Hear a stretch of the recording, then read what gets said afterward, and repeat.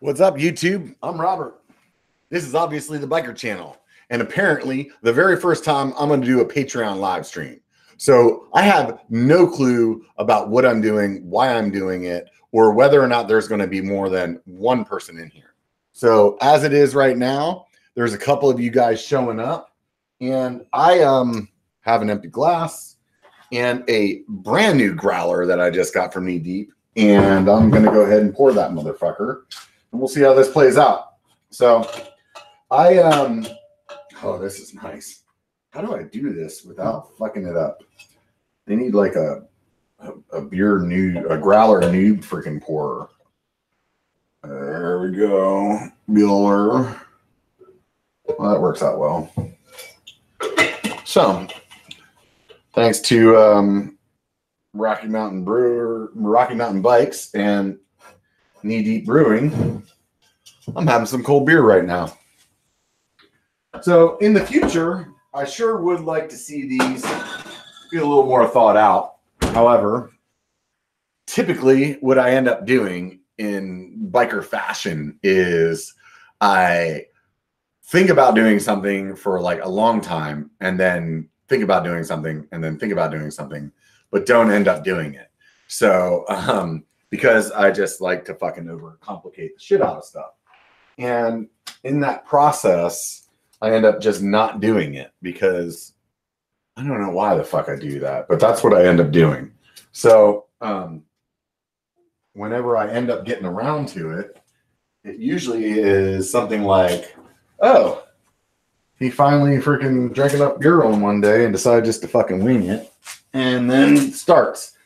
So like the biker bar, for example, the biker bar started out with me just winging it because I thought about it for a long time. Can somebody say something in the chat just so I know that's working? Because all I'm seeing right now is nobody but 4 people watching. So anyways, so here I am on the biker channel, for the patrons only, just throwing up this stream. In the future, I actually will announce it ahead of time instead of just spur the fucking moment. But here we are. So me and 3 people. If this turns out to be nothing but me drinking beer in my garage by myself and nobody talking to me, then that is what it is. And if it turns out to be more than that, then right the fuck on. So I have the link that you can watch the stream is what I sent out on the email. And then in the context of the email, if you click that link, that's for Hangouts. And if you want to get on and just video chat, then I guess that's what we'd be doing there. So otherwise, it will just be us hanging out. These are stickers too. Oh, look at that. Fucking legit. Got me a bunch of Moonraker stickers. Put one of those on the fridge. James, you can hear me or you cannot hear me?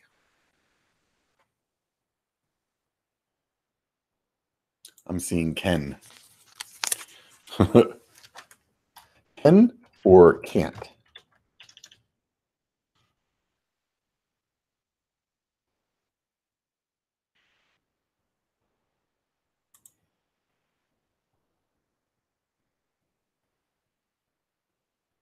I think I asked a second ago if you can hear me. And then he answered the question, and I'm like, I don't know what the fuck you're saying. So let's see what he says in chat. And it looks like I should know what the fuck I'm doing by now. But looks can be deceiving. Sweet. What's up, James? How you doing, brother? I'm over here just sticking this sticker right here. Right on there. Oh God, the OCD in me just fucking put this bitch on sideways. Oh, I'm about to lose my fucking mind. Ah. And then when I re-stick it on, that corner is going to be peeled up a little bit, and then I'm going to be irritated about that. Don't tell anybody else that the corner of that sticker's fucked up. So how drunk am I? I'm not actually drunk at all. I did go up to Moonraker and I went to, well, you guys know I got a new job. And because of that, my friends bought me that growler at Knee Deep. It's a local brewery, and basically that growler can be filled up 12 times. So so I went up there and picked it up. So of course I had a couple beers while I was there. That makes sense. And Moonraker, which is another brewing company that's like right around the corner from that, was there. So I didn't want to be rude. So I stopped by there. Oh, look at this. Got a Joseph up in the house. I was creeping in the background. Right on, dude. Well, thanks for joining, man. Yeah, I saw the notification. I figured I'd hop on. Yeah, no, that helps because I wasn't sure how this was going to play out with my lack of planning skills, and the crowds will definitely. I don't have as many people on Patreon, so it's also a Saturday, which, depending on if the weather is good, people are trying to get out and get some rides in. Hence why I feel like Paul the Puncher right now, except for instead of my bike not being built, it's raining. So I'm just like talking to all my people across the country, and I'm like, yeah. Oh, you're riding. Never mind. Oh, you're riding. Never mind. Yeah. Yeah. Come to Colorado, they said. The winters will be mild, they said. Right. It has been snowing consistently every week. And it's that snow's hard for like a day. And then it slowly melts because it gets up into the 40s and 50s. And so the trails are just mush. And then it's just about dry enough to ride. And then it snows again. Yeah. Repeat ad nauseum. My backyard when I moved into my house was like a jungle, and like that's not an understatement. Like basically, like there's some old lady that owned the house before, and there's this tree that just drops like a shit ton of seeds. So the backyard had like 60 fucking saplings in it that were anywhere from like pinky size to like a good size like that. So I cut all those down, and there was like a bunch of shit out there. So I like gutted it. And then I got to the point where I was going to be able to like have somebody come in and like rototill it and get it leveled out. But it's been raining so much that I can't. So I don't know where I was going with that story, but I think it had to do with the rain. The rain keeps coming, and until it dries out, I can't freaking get my yard done. Which or ride. Yeah, or ride. But I really want to get that done. That's one of those things where it's like we've been here almost 2 years now. So there's been like this house is like really close to the movie Money Pit. We paid a lot of money for it, but everything's broken. So the yard's been one of those things where we've been trying to like get to the point where we can afford that or whatever, you know? Yeah. Don't mind me. I'm just trying to complicate things. Oh, that sounds good. That's kind of what I do on a typical basis. So I think I just got a Instagram direct message. I think people might be wondering how they can hop on to this live stream directly. I put a link to the Hangouts in the Patreon. I mean, isn't that how you got here? Yes, I saw that. I think that non-YouTube brethren or, you know, those that don't YouTube on the regular might not be acquainted with Google Hangouts. So the link that, and I don't know how that's sent, but I would assume the link that came out on the yeah, my camera looks like shit. The one that came out, it should have like had like a thumbnail kind of look that if you click that would just take you to watch the stream, right? Yeah. And then there's a link that I put in the context of the email. That'll take you to Google Hangouts. If you don't have a Google account, which all of you guys are on YouTube, you should have a Google account. That will allow you to get onto Hangouts and actually like video or audio if you don't have a camera chat.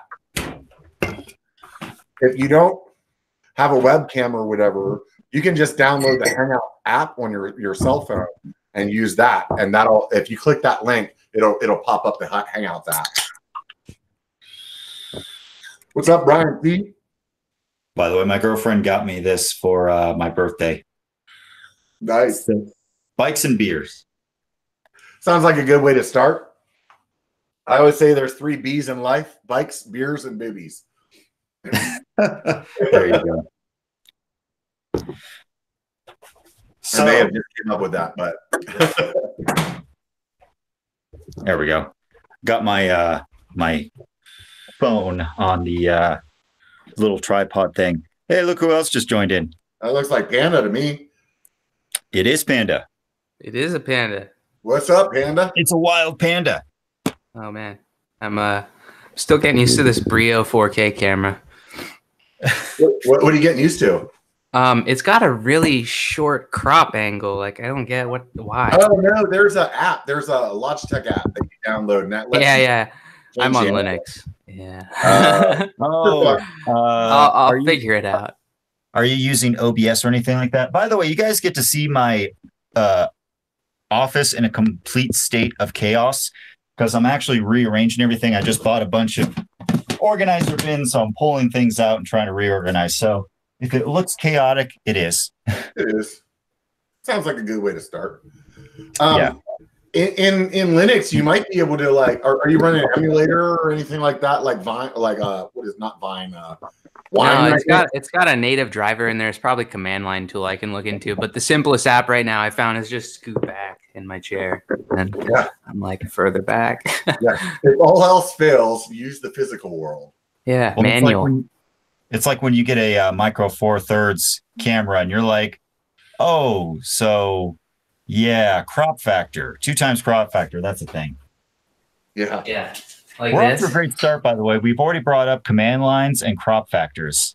Well, this is what I was expecting out of the Patreon live streams, because first of all, there's not a shit ton of people that are on Patreon. I mean, I think I only have like 120 people on Patreon. So obviously compared to the 6,200 or whatever that are on the channel, like this is going to be a very select group. And the idea is that these don't get deleted. And they're also they're going to be like this, like spur of the moment. Hopefully I can plan them a little bit better in the future, but I don't really want I want it to just be a hangout, you know? And apparently I'm out of these. So that worked out well. So anyways, give me a second. I need to open up the garage door here so I can get to the truck. Yeah, I was gonna shut down my system, disassemble my liquid cooling loop, and add in. I have this Vega video card with liquid cooling that I have to add into the loop. But like, I tried to do it last night, and it turns out that the 2 video cards that are next to each other, when the tubing goes from one to the next, it's so tall that it just kinks. Oh, that sucks. So there would have been no flow. And I had cut all the tubing that I had to the degree that, like, if I wanted to put it back together the way that it was originally, I had to really be creative in order to figure out how to get everything the right distance away. It's annoying. Now I have new tubing from the store, though. So I think this is the least bike topic live stream I've been on in a while. The least what? Bike-oriented live stream I've been on in a while.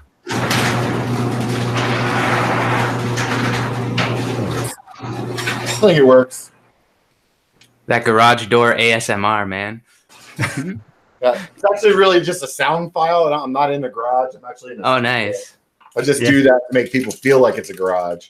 Get an Arduino set up, hooked up to the garage door opener on the wall, so when you press it, the button makes the noise play over some really loud speakers, and like. No, but you're missing the fact that there's not actually a garage door.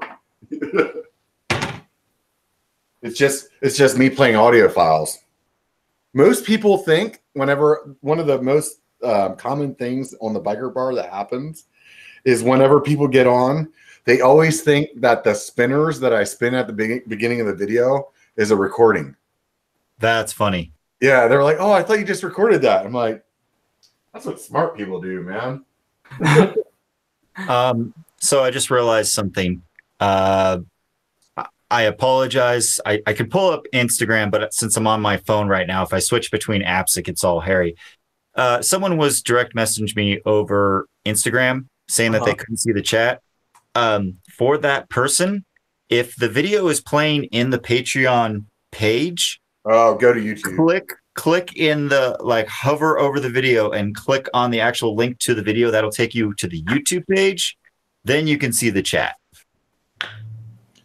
Thanks, Because Joe. otherwise, if it's just playing in the Patreon page, you're not going to be able to get the full YouTube experience. You don't get all of us. Yeah. Just get a little bit of us. Which, Yeah, by the way, like- can we talk about that microphone and how proud I am that you got a proper condenser microphone finally? This is the thing, Joseph. God damn you for being right too many times in my life. This is the thing. Like, first of all, I knew what you were saying was the right thing to do. I will say on the Brio, I didn't want to believe it. On the microphone, I knew that you were right. I just couldn't fucking get to the spot of being able to spend the money. It is a lot of money. It is a big investment, and I don't recommend it to be the first purchase you make. Like after about 6 months to a year. I'll renege on that, and I'll just say just do it right out the gate. If you want good sound, fucking do it. But I see what you're saying. This is the thing. When I bought that other mic, I think I bought it like when they first like released it. So they released it and it was like $150, and I was like, oh, this is going to be a really good mic. And then I think after I bought it, they realized it was a shitty mic, and it went down to like $50. And unfortunately, I had it, and then I was stuck with that for a while. Yeah, so a lot of people are scared about being early adopters for the new Gorilla Gravity process on making carbon frames in-house. Whenever a new product comes out, I'm always kind of like, are they a reputable company that I trust, or is this kind of a Indiegogo type company? And, Right. and let's wait. But Turtle Beach has been around, Turtle Beach has always been a good audio company as far as producing like digital to analog converters, DAC, sound cards. I'll tell you anything that outputs. What it really comes down to me is I'm like such an aesthetics person. So it just looked cool. And I was like, oh, it has to be good. Oh, God.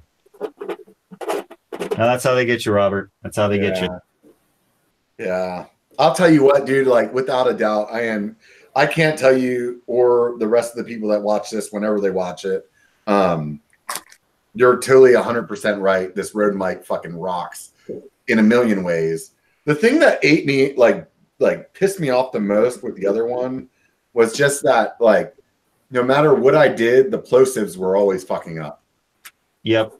No matter what I did. Like, unless I was like perfectly fucking monotone, never got excited, which weird, that doesn't happen on the fucking biker channel. Like, it just would and I think sometimes live it would sound fine, but once it got done in the crunching of in the background, like once YouTube kind of crunched it, like the video that you watch after, that always sounded like shit. Yeah. So here's the thing about plosives. A good pop filter is definitely worth it. The pop filter that I have, I spent $50 on, which is insane when you stop think about it, because let me show you what it is. It's just a piece of fabric on a ring. No, it's a piece of metal. Speedman Pro Screen 101. $50 for a piece of metal mesh. Joseph, hold it up higher. The thumbnails of us on the bottom were blocking what you were showing. Oh, okay. So this is there it is. Yeah, this was $50, and all it is just basically a piece of metal mesh. But the way that it works is that there's basically little fins inside that angle the audio down, or the plosives down, so that way they don't blow out your mic. See, I have this one here, and it's like metal screen on that side, and it was like another thing on this side. It's like 2 layers, and I think it's actually pretty good. Like I think it is, but I think for that mic, the way the cardioid pattern was on it, that it was still picking up a lot from the backside. Oh, look, we got somebody else on here. We got Brian T. Hey, guys. Shit, I've never seen a Brian T face before. What's up, Rob? What's up, dude? Lucky day, dude. I feel like I need to give you a $5 super chat for getting on, man. Send it to me. I'll make sure he gets it. Right? Yeah, and in fact, when I first got the link, I didn't really read it. I wasn't really prepared for a live stream. So I just went onto YouTube and I went to go to Super Chats. Like, this is only possible in public. I'm like, oh, so I go back and read the post, and oh, it's a biker Patreon live stream. Okay. That's weird. I wasn't prepared for the live stream either.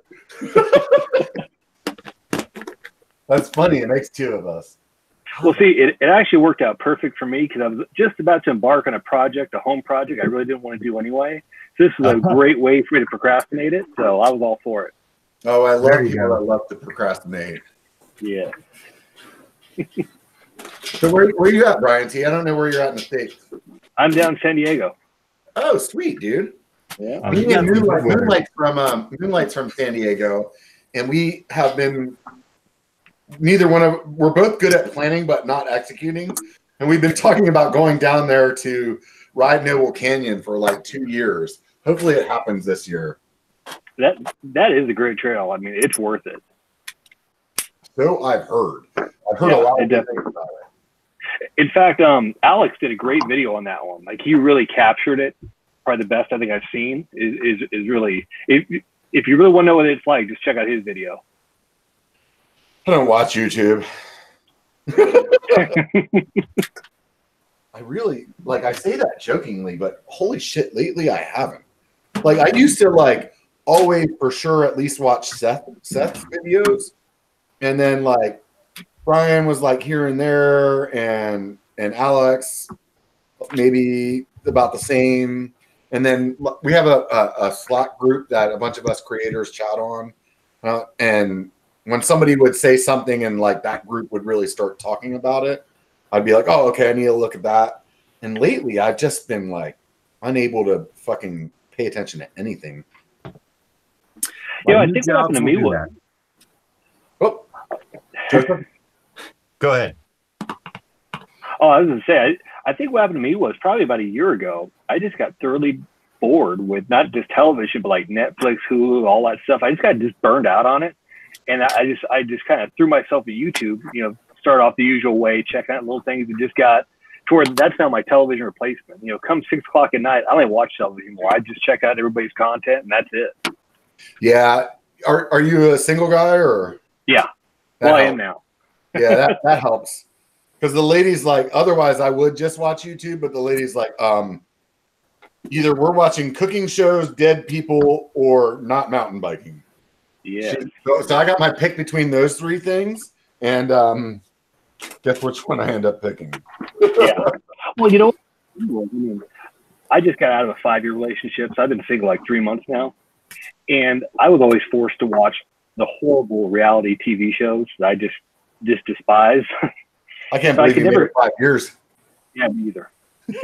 And the funny part was, I used to try to talk her into, hey, let's watch the occasional YouTube video. Like, if you like reality TV, what's more real than some dude on YouTube? You know, I mean, that is reality TV at its finest.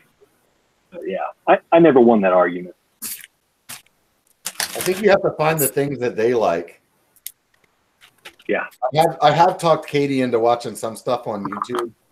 Like, she sat down and watched like some of like Seth and Steve's videos. Like sometimes they'll do like a 45-minute freaking video of like some ride, but they're like really entertaining the way that they do them. And I definitely got her to watch a few of those. Or like, there's a cooking show that what's that comedian that freaking does the fucking oh god damn it, Louis read my CK? mind, Joe. Exactly. The comedian that does the thing in Russia. It's like, I am the machine. Oh, Gallagher. No, not Gallagher. He does I am the machine. It's Okay, I've seen this like once. I can't remember who it is. He is fucking hilarious. I'm gonna look it up real quick while we're here talking. There is something USB wise that keeps fucking failing on my machine. Is driving me crazy. I am The bus does not have enough power for this device. I think that's what it is. Don't even get me I started. don't know. on that air. Dude, I had the system tray up. Bert Kreischer, that's the guy. I had the system tray up the other day just so I could watch it, because basically what's happening is it's not registering in my event log, and I just hear that and I don't know what it is. So I had like the event log up the whole time I was live streaming, so I could try to see the device that was disappearing and coming away, and that didn't work. So I don't know what the fuck it is. Pull up your hot plug menu. Huh? Pull up your hot plug menu. You know that safely remove devices thing? Because it'll pop in and out of there probably quicker than anywhere else. Oh, you think? But that doesn't show all your devices. I personally think it's this hub, this USB hub that I have. But no, that can't be it. Because if that was the case, one of my cameras would fail and OBS wouldn't let it back on. I don't know what the fuck it is. Look at device manager then. Keep that up. See if it changes. What I had up. I couldn't tell. Oh, I thought you said event viewer. Like Windows does have an event viewer where you can look at system logs. In event viewer, it's not logging it, whatever it is. But I had device manager up, but it's like you know how like accordions up and down whenever something goes in, and it wasn't doing it slow enough that I could actually see what was changing. I have a perfect solution for this. Go into your Windows sound settings and disable the sounds when you like plug in and remove a device. It'll never be solved. Yeah. The That'd issue be brilliant, Panda. While that's happening, my mouse. That's why they pay me the big bucks. So while that's happening, my mouse doesn't work though. So then I'm like kind of fucked. Maybe it is your mouse then. I thought that, but I switched like the receiver, I switched the mouse, I switched the cord. I don't know what the fuck it is. Could be the whole USB bus. Right. You just add in a USB 3.1 card for your cameras. That would do it. I can't because this is a Nook I'm using. Oh. Does it have a USB-C output that you haven't tried or something? USB-C. What do you mean? So there's USB 3.0 and then there's 3.1, and sometimes they have two controllers on a system for it. So USB-C is like a little new port that you can put it in right side up or upside down. Doesn't really matter the direction of it. Unfortunately, I have 3 cameras. Yeah, USB-C allows you to connect up to 127 devices, so you just need a USB-C hub. Anyway, all that's moot if your system is having all of them on the same controller anyway. Yeah, I got a new laptop for USB-C thinking, oh, it'd be USB 3.1. I get DisplayPort, Thunderbolt, all that new shit. I didn't look at the laptop specifications. Turns out it does not include all the fancy stuff that USB-C does. There is an option in the spec that you can just have the bare minimum USB functionality in USB-C. Brilliant. I didn't know that. You can't even charge this laptop by the USB-C port. I got it because I thought you could. Like Alex's laptop does that. I thought, oh, that'd be pretty clever. But oh, Lenovo. I won't lie. My new work laptop has USB-C, and USB-C charging. I totally get what all the fuss is about. It is awesome to have like one freaking charger that can charge everything in my house. It is amazing. It's the way, right? And it's a fixed voltage and everything. So, like, whenever you're designing your own charger in a truck camper, let's say, then you can just have one voltage to power 2 laptops instead of 2 universal chargers that both probably catch on fire because who knows how they're made. To the chat, War Within was telling me who the comedian was the whole time. I was stumbling. James Wood is also wondering what the hell I'm doing. I'm trying to organize my office. And by the way, do you guys want to guess how many times I've ordered from Sticker Mule over the years? Because apparently I'm collecting these things like freaking baseball cards for some reason. I have a box like that of Apple stickers from all the iPhones that I bought at work. I have enough Apple stickers to like build a building. I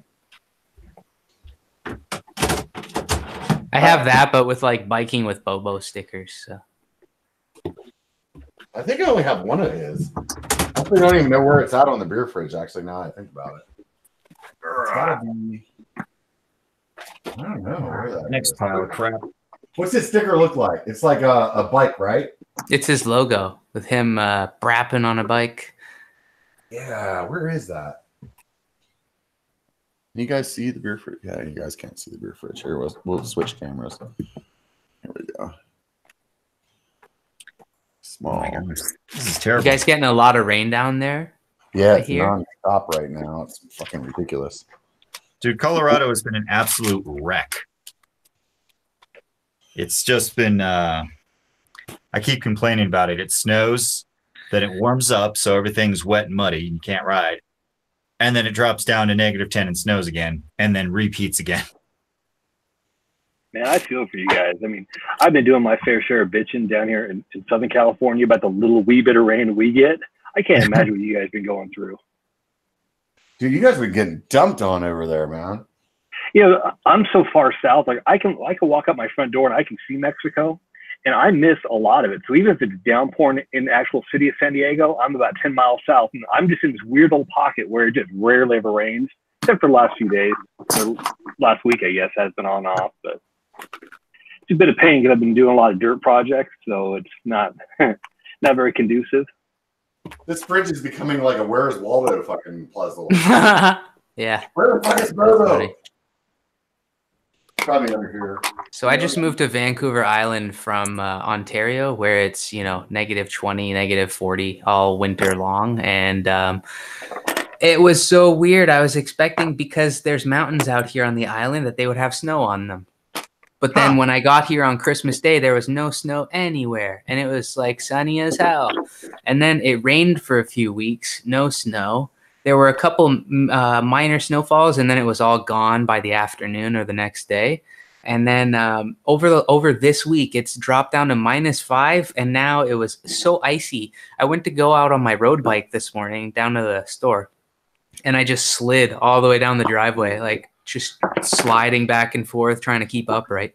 Went and got my fat bike, reduced it to 5 PSI, and that was way more pleasant to take on the road. Like, that thing sucks on the road until it's covered with ice. And then, oh, it's fun. All that extra resistance, you're welcoming it. I got Jeff Ride, Legacy Trail Features, Single Track Sampler. Where the fuck is Bobo? I don't think you have one of his. There's Single Tracks and Whiskey. No, I have one. I know I have one. I remember he sent it. Is it on the right side then, where you're not looking?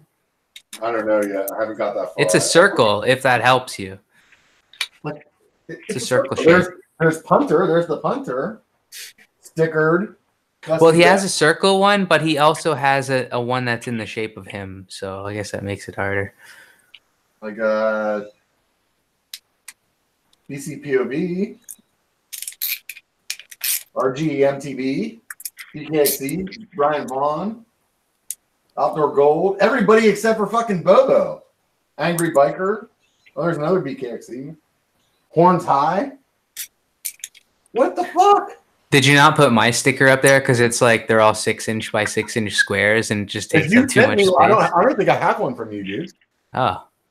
Yeah. That would explain it. I would put, any sticker I get, I put on the fridge.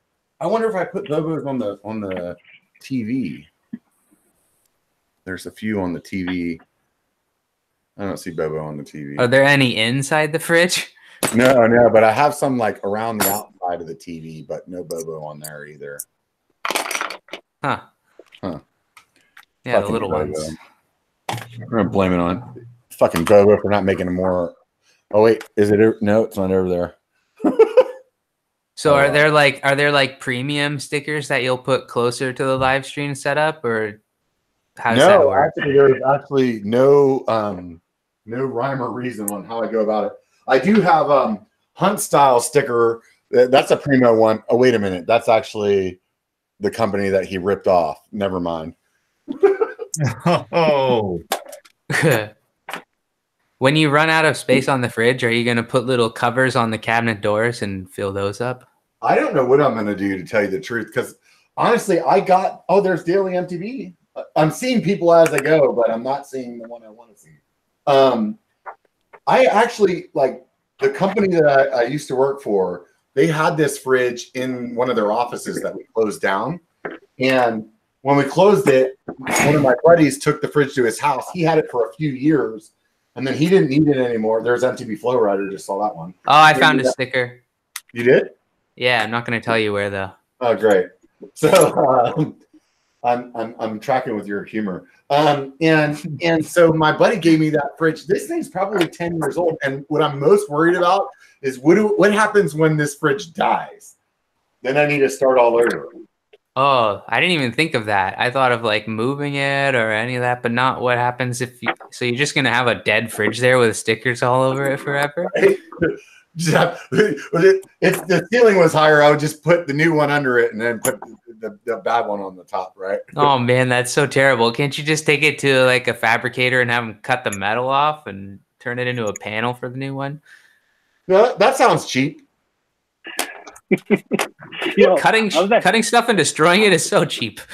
I was actually having the same thought. I almost started a stick refrigerator. I think that's all I was inspired from Rob. And that was my first thought. Well, if the fridge dies, then I lose all the stickers. So I never did it. So I'm actually saving up for a sticker wall. In fact, I have one set of stickers I'm saving for a special occasion. For when this one YouTuber hits like 10 million subs, I'll have one of these, baby. Oh, shit.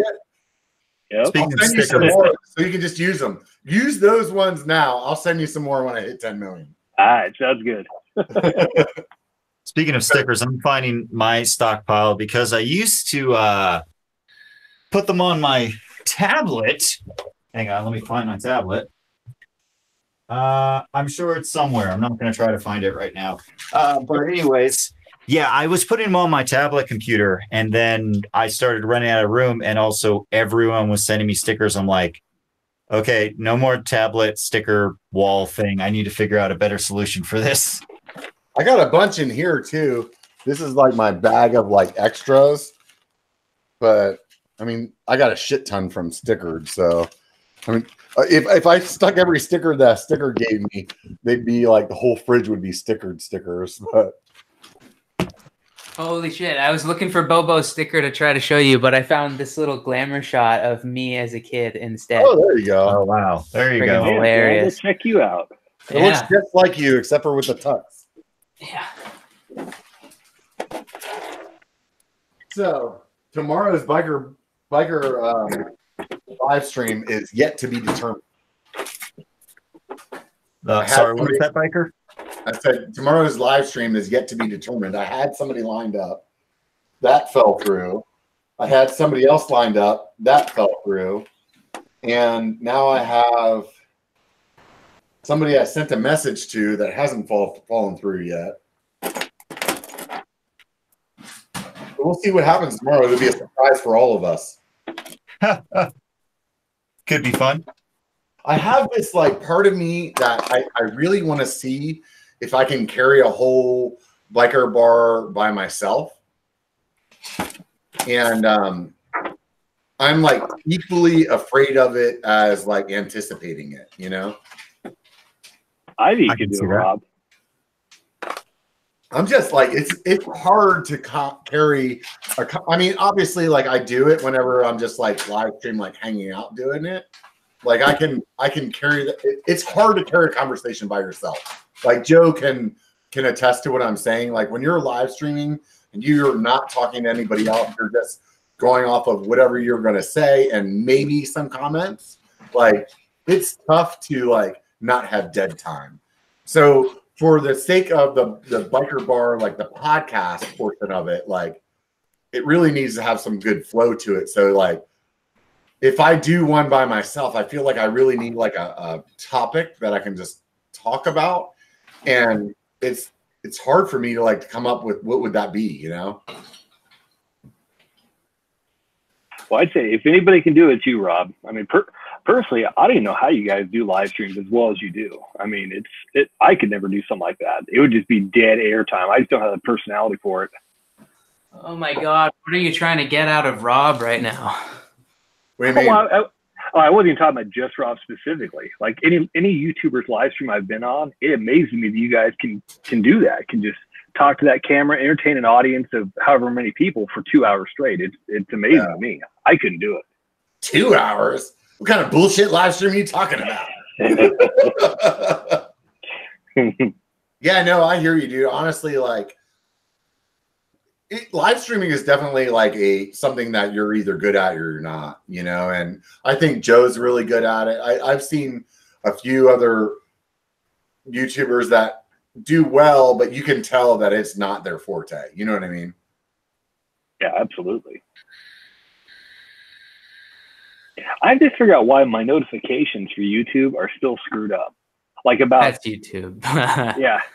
I'm on this mission to fix it. Like 3/4 of the channels I'm subscribed to, all the notifications work fine, never have a problem, maybe a few minutes delay, and some of them I never get notifications. I'll tell you right now from the Slack group that I'm part of, like a bunch of us, like when we post videos, they'll be like, dude, nobody got the notification you posted your video. I want to say hi to a few people that are in here. MLC Ventures, what's up, dude? Shady MTV, what the fuck? We're within, dude. I'm coming to Sedona. We better fucking hook up for sure. And that's all I can see right now. So if I missed you, say something else. Well, that was a moment of silence for the. See, that's exactly what the fuck I was talking about. Well, I didn't want to interrupt you or anything. Yeah, me either. Didn't want to be rude. So, how about you guys? I know, or most of the world knows what Joe rides. They know what I ride. What do you ride in, Brian and Panda? What are you guys riding nowadays? So go ahead, Panda. Okay, I got mine right here. It's a Giant Trance 2 2017. Man, trying to get it in frame there is backwards when I move the camera around. Yeah, 2017 with 2.5, 2.8 inch Maxxis Minions. I'm really happy with this bike. It's done everything that I've needed. I've taken it to Whistler. It's great on like flat trails, anything. I'll tell you, dude, the Trance has been the bike that surprised me the most out of anything that I've ridden. Yeah, same. Like I didn't even try it before I bought it. I actually just looked up the specs online. I knew about the geometry measurements based upon what I'm happy with in a bike. And I went and picked it up, and I was so glad. It was like a glove, just perfect. That thing's really poppy, dude. It loves being in the air. Yeah, it does. More than I do. I'm sorry, I'm losing my mind over this shit. I can't stop. I know he's on here, fucker. I remember when he took a sticker too. There was some stuff in Squamish that riding the Trance, it felt like I could use a bigger bike, like a steeper head angle, or maybe it's more slack, actually. Yeah. I was going to say, Squamish and steeper doesn't sound good. Yeah. I need a more raked out head angle so that I'm back further on the bike, because when I was trying to get back behind the seat post, it's weird. I think some of the pole bikes might actually be right up my alley, because they have there's this problem where a lot of people have their seat. The pole is right up your alley? Yeah, the pole bike, exactly. Right up the alley, up and to the left a little bit. So a lot of people have their seat posts set back. And then whenever you try to get behind the bike, like you have to get further and further back before your legs are actually behind the seat. But I think that they bring their seat a bit further forward so that you don't have to have your legs as far back in order to be behind the seat. I also have my seat really far back on its rails, though. And maybe one thing I could do is just try scooching it forward a bit. I have my seat really back on the rails, though, but that may be your seat tube angle is what you're talking about. Because different seat tube angles, like that little bit of 1 degree, 2 degree really makes a difference on how easy it is to get over it. Yeah, exactly. Well, get behind it. Because when I'm trying to get behind my seat on that really steep stuff, my thighs, maybe I just got thunder thighs too, but they clash with the back corners of the saddle. So I'll tell you what I think that problem is, to tell you the truth, is you need a dropper that goes down further. It's already down as far as it goes. Yeah, but you have like a 150 probably. Get a 170. No, I have it slammed. So. Yeah, but what is the drop of it? Oh wait, you're saying it's slammed all the way. Yeah. Yeah. So it can't go any. Okay, never mind. Yeah. Me and physics and geometry, we don't do well. It's great. Also, as far as bicycle stories, I have a good one. I think I made one of the ultimate mistakes. I will say. So I'm coming off a 2018, what's that? Version 2 Santa Cruz 5010. Great bike, loved it for most things except the super short wheelbase. I don't have the skill to control that thing on real steep descents. It's just a little too twitchy, but I like it for the most part. So last summer. Wait, is it totally stock? What's that? It's totally stock? Yeah, as far as geometry wise, stock fork 130, 130. But see the old version of the. If it's too twitchy, maybe widen your bars a little bit. I was already at 800. Oh, maybe shorten them. Well, you know what it is? Because it's a size medium, or it was. I actually sold the bike. The wheelbase was only 1140, so it's a very short, very nimble, great bike for most things. But since I really enjoy the longer Alpine S type trails, steeper descents, so get more into the chunky stuff. And I really don't have the skill to control that thing on steep descents. I mean, it was white knuckles every time. So in my local bike shop last summer-ish, and I happened to be there right when a Santa Cruz rep was there. And the story I got was, they didn't tell me any inside, but they said, hey, we got new things coming. The 5010 Bronson, there's going to be some new things. I'm like, perfect, I'm sold. So I had a buyer for my bike, got a good price. I'm not going to complain. I was dead set on the new Bronson, the 2019. And the day that they dropped it, all the specs to it, I looked at it and go, and then it kind of spooked me for the other reasons. Like, God, this bike seems big. Mainly for me, the wheelbase and the reach numbers. Yeah. So I was like, yeah, maybe we won't be pre-ordering this bike. Let me wait for a demo. So it took me forever, but I was finally able to demo it. And I didn't like the damn thing. I mean, it's a good bike. I didn't hate it. It just, I had my expectations too high to what that bike should be or what it could be. And I liked most things about it, but I couldn't see myself riding that bike all day. There was just no way. I couldn't do a 25-mile ride in that bike. It was just felt too big, as far as the pedal platform is and that. Did you go larger on the frame size when you did that? No, I did medium. Even medium's like 1200 mils, which is huge for me because I'm coming off a BMX background. So I have, till this day, I've never been comfortable on a mountain bike coming off BMX bike. That's the thing, dude. I come from a BMX background. I should be riding XL. I ride a large because I like it smaller. This is the one thing I will tell you with that situation that you just explained. Sometimes you actually just have to put more time on the bike so that it doesn't feel like the bike that you're used to.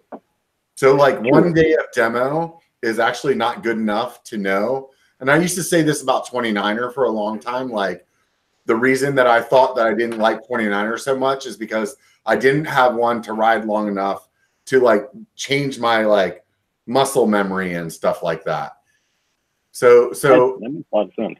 I'm thinking that that's probably what you were dealing with, like your muscle memory of how your twitchy bike was like overcoming maybe the stability of the bike that you were on.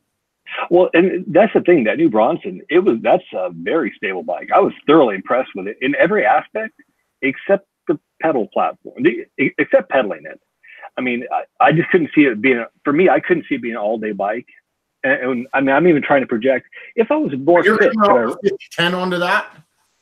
With a lot of time in between, though. I mean, there was at least a solid 2 months in between. I'm telling you right now, dude, when I rode that thing, the pedal platform on it was really good. If it was still a problem to you outside of that, then I'm guessing maybe your suspension wasn't set up right. Like that thing, like the pedal platform on that bike was like, I was damn surprised. Well, no, I mean, maybe I'm probably using the wrong term when I say pedal platform. Like the Bob wasn't there at all. It rode great for 150 bike. It was great as far as that goes. Okay, so that, overall. What are you? Yeah, okay. Okay, then I'm using the wrong term. What I meant was just to feel to try to. I can't imagine pedaling that bike all day. I can't imagine doing a 25-mile ride, climbing 3,000-4,000 feet. I just can't see myself doing it without just hike a bike the whole way. It just, I guess that's probably the way I'm trying to describe it. So what part of riding the big ride made you feel like that wasn't the right bike? Because to me, like the verbs would be like, it's not like, it wasn't like being like aggressive enough, or it wasn't being like when I pedaled, like the power wasn't there, or like it felt sluggish, or, like what was the thing that made you feel like wallowy? Yeah. Like, is that what it was, or? No. For me, it definitely wasn't wallowy at all. I was very impressed by it, actually, as far as that goes.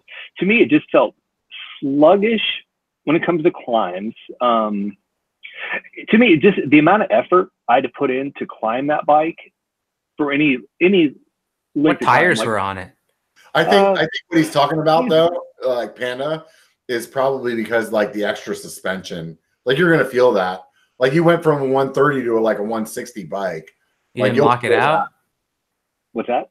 You didn't lock it out, or was it some No. kind of rock shocks? Or It's a RockShox rear Foxter. You don't need to lock out the Bronson though, but if you have that difference in like like pure travel difference, like that makes a big difference.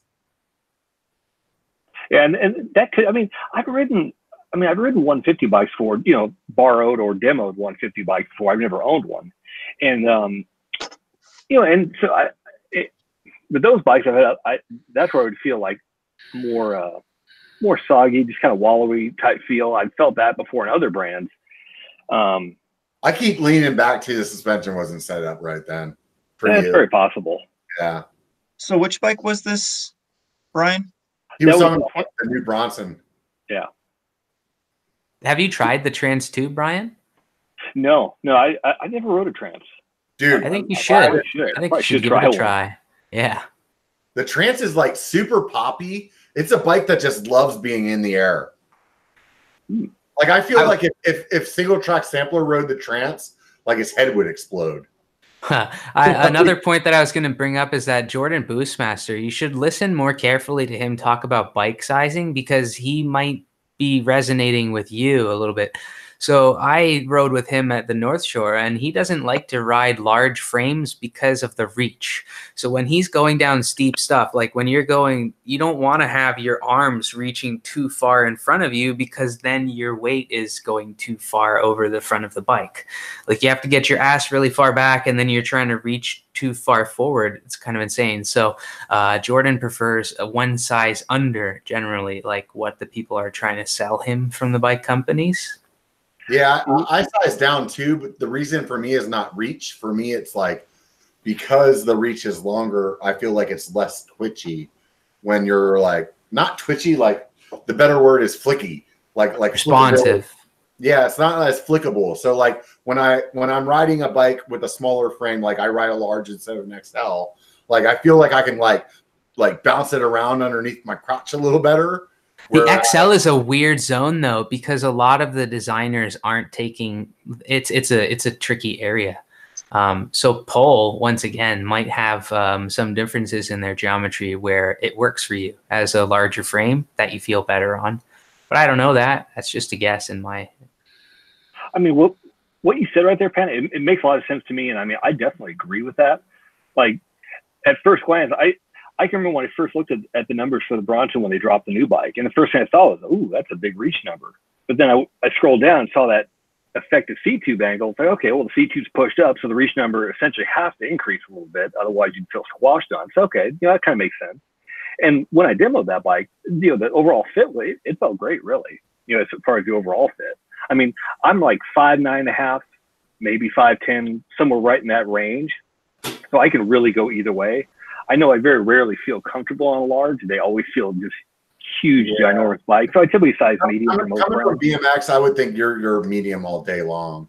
Yeah. Like if you're a person that wasn't having that BMX background, I would say you could probably ride a large and have a little bit more stability. But I think anybody that rode a BMX as a younger kid, like extensively, and that doesn't mean like racing or anything, just like rode it a lot. I think you get used to how maneuverable that smaller frame is under your body. Yeah. Oh, I agree. I mean, like for me, I mean, I took a large time, there's a large gap that I took off from riding, but I just never, in fact, when I was younger, I just flat protested mountain bikes. I was just BMX. That was it. So to make that transition, boy, that was a much more of a learning curve than I thought it was going to be. That still till this day, I look back on it, it still surprises me how I never made that transition very well. I mean, I went from BMX into dirt bike into like motorcycles, no problem. But doing that transition into mountain biking just feels weird. Even till this day, I'm still not nearly as comfortable. I mean, obviously it's going to take more time, but yeah, this brings up an interesting thing, and this is something that I've always championed: ride before you buy. Because Brian, I'm sure you would have been really disheartened if you bought the bike and then you took it for that first ride and you're like, I just dropped $5,000 on this and I hate it. Like it's that cognitive dissonance that you're like, no, it's fine. I just need to pedal more. It'll be okay. So like I've gotten to the point where I can look at a geochart and I can at least tell you like I probably would like that. And I've bought bikes online, and sometimes I've been a little bit disappointed, like, this didn't exactly pedal the way that I was hoping, or this didn't feel the way I was hoping. And other times I've been like, yep, it's spot on. But I have gone to bike demos where I got on a bike that I swore I would have loved, and I lasted 5 minutes on the bike before I brought it back to the booth, and I was like, nope, I don't want anything to do with this bike. I hate to say this, dude, but the Yeti SB5 did that to me. Like I thought that I would love that bike on paper, but when I rode it, it just didn't do the same thing that I thought. Yeah. And I mean, a lot of it is making sure the bike is set up, because with demos, especially at big demo events like Sedona, you know, they're pumping those things out as fast as they get them in. They don't have time to really set up the bike, which is why I kind of say it. If you have the means, like if you're looking at a $4,000 bike, a $3,000 bike from your local bike shop, you're looking at a fucking $1,500 bike, dude. Get on it. yeah. Well, what I'm saying is, if your local bike shop offers it as a demo, go there, because your local bike shop will spend more time making sure that it's dialed in. Yeah, And, totally. yeah, and you can like go and pedal in the parking lot, bring it back. Like, I just don't really feel like it's gonna really work for me. Set up this way, they might add pressure, remove pressure, slide the seat forward, back, put a different stem on it. I mean, they will dial that bike in, because for them, if they're a good bike shop, they want to make sure that you buy the right bike, because they don't want you coming back disappointed. They want you coming back for pads and other things, because you're totally stoked and you're ripping through gear. You know, Joe, this is the thing that I always forget about how long I've been riding, is that I actually can recognize that. You know what I mean? Like I can get on a demo bike and be like, oh, if this stem was a little lower and a little bit shorter, I'd be stoked. If this fork was actually a 160 instead of a 150, I'd be stoked. If this seat was this, I'd be stoked. You know what I mean? And like, I forget that like when you're like when you haven't been riding as much or as many bikes, like you don't know that. And you don't know that until you ride that bike for like 6 months. And that's the shitty part of going out and spending a couple $1,000, is that like you maybe don't know that until you ride it, you know? Yeah, and I mean, that's kind of why I get nervous with the popularity of direct-to-consumer bikes, because one of the reasons why I decided to go with GT, and there was a lot of reasons, but this is another reason that I went with the GT Sensor Sport. The base model, it originally was $1,800, but because of tariffs, they had to raise it up to $1,900. You can go to a bike shop and actually throw a leg over it and test it out in the parking lot and figure out if it's even a good fit.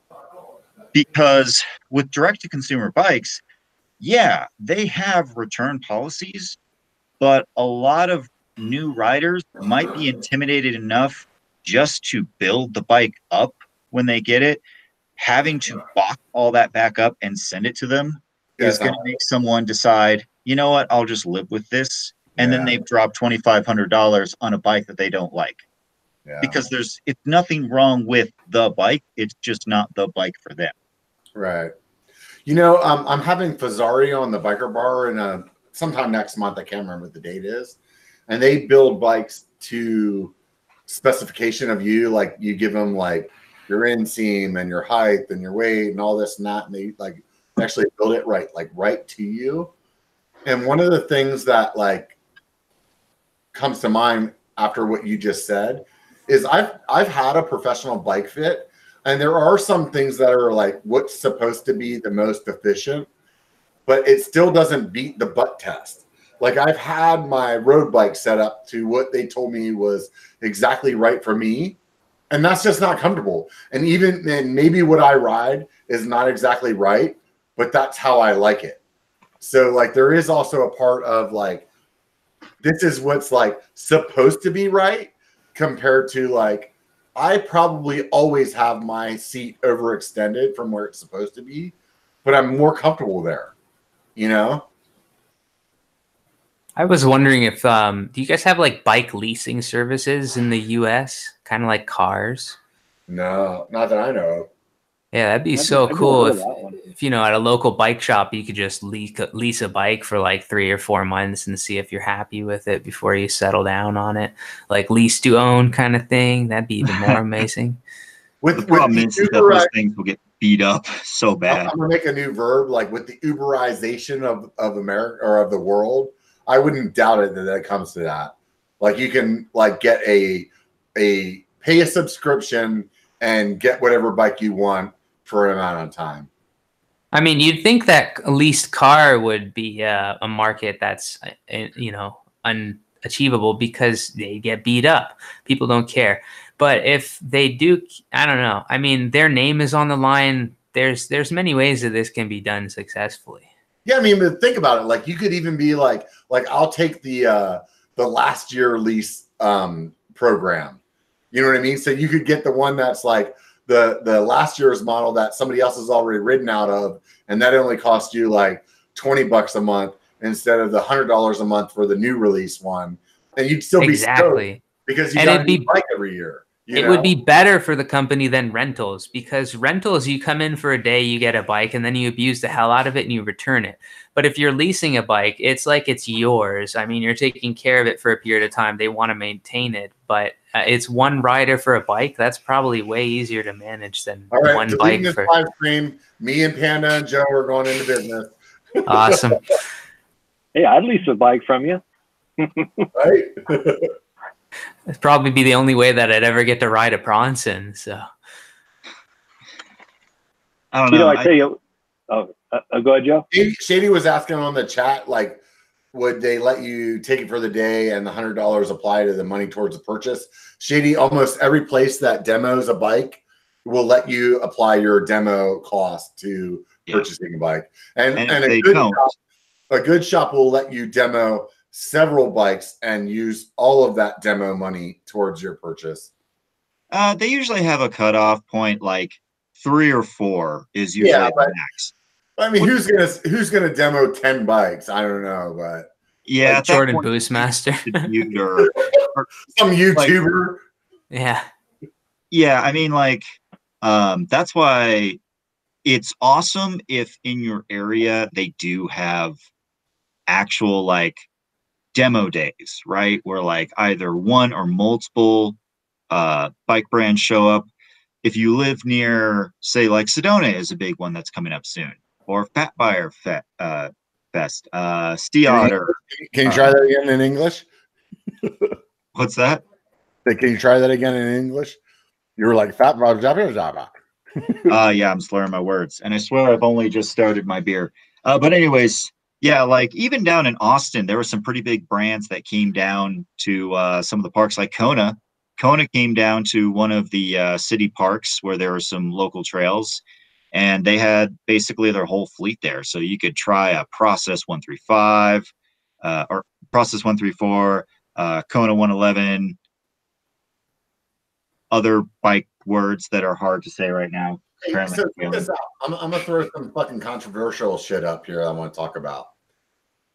I'm wondering how you guys feel about. I've noticed that the mountain bike YouTubers from as a whole, including me, like 2 years ago, we had no love from the bike industry, and you can notice in the last 6 months that a lot of the mountain bike YouTubers have now like sponsors. How do you guys feel about that? Do you guys feel like you're not getting the same like raw truth from people as you were before, or do you feel like that it's all bought now and you're like attributing their insight on who's giving them money? Brian, I would be interested in your response, because you're kind of, from the outside looking in. Do you feel that, like, and you don't need to name names at this point, unless it's Robert, then we can all laugh at him. But if there's been like kind of a trend that you've noticed where like I don't really trust this review because like he got it for free and he's a brand ambassador. He has to say good things about it. What are your thoughts? Who did you ask, Joe? It kind of cut off when you named a name. Oh, is my computer messing up? No, I think it was just Hangouts that fucked it up. Oh, Brian. So I'm interested in your viewpoint as an outsider because you don't, you consume the stuff that we put out. So have you noticed, like, as people get brand deals, that they're a little bit more generous with reviews? That's actually a good question. Yeah, I mean, I'm not a content creator at all. I'm just a content consumer. I've definitely noticed just in the last few months, a bunch of different channels. Hey, here's my new sponsor. I'm thinking about getting sponsored from these guys or whatever. For me personally, I look at I kind of make a judgment of the integrity of the YouTuber himself. Without naming names, there's a few of the big YouTubers who I don't have a whole lot of faith in their recommendations because of their attachment. The majority of the YouTubers, I'll trust the integrity of that content creator, whether they're sponsored or not. Because I think a lot of the guys, especially the smaller channels, meaning less than, say, 100,000 subs, I think they're going to value their integrity even more so than some of the super successful ones. I mean, this is just my opinion, of course. So to me, I think it's great in a lot of ways. If I was a bike company, I would be reaching out to YouTubers. I would say, here's a bike, here's some money, put this stuff out there for people. And I think a lot of YouTubers actually do a pretty good job of saying, hey, these are my sponsors. These are the bikes I like. These are the parts I like. So to me, I mean, I think I'm a fan of it as a whole. I think it helps grow the community even further, And as far as, for me, it comes down to the integrity of the content creator. That's what I'm going to look at. I'm friends with all these guys that are doing this, and maybe like me in the athlete or something, I don't know. But man, it's tough. It's tough for me, and I'm not saying that this is like yay or nay my opinion, but it's definitely tough for me to think about how these people can, and I'm one of them, like how can they separate their like financial obligation to this company from like what they're doing, It's called a conflict of interest. I mean, like honestly, like I talk to you guys all day long about Cali, and I fucking love Cali. I love the company. I love the product. It hasn't really let me down, and that's why I talk about them. But I'm not getting like a paycheck from them. Yes, I've got like product from them, but like in a circumstance where you're getting like a deal, like a big company. And I hate like to name a name just because we're gonna name a name, and they're the biggest one out there, like Seth for Diamondback, right?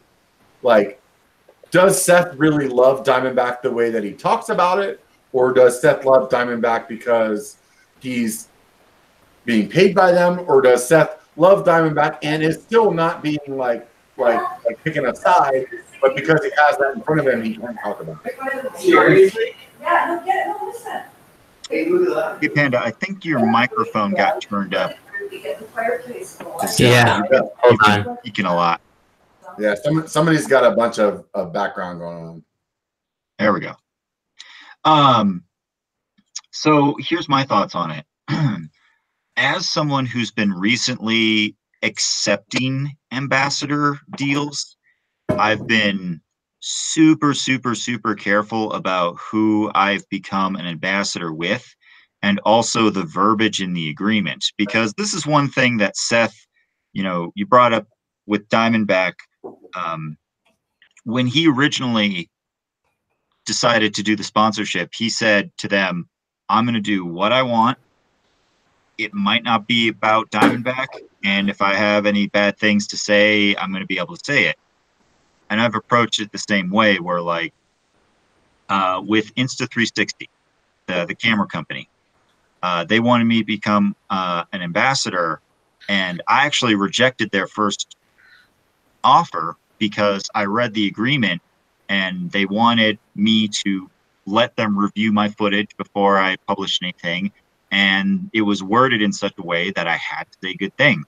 And I just sent back in, you know, very clear language, I can't accept this if you're going to make it so that way my content isn't genuine, because I'm not going to trade the trust of my followers for a $400 camera.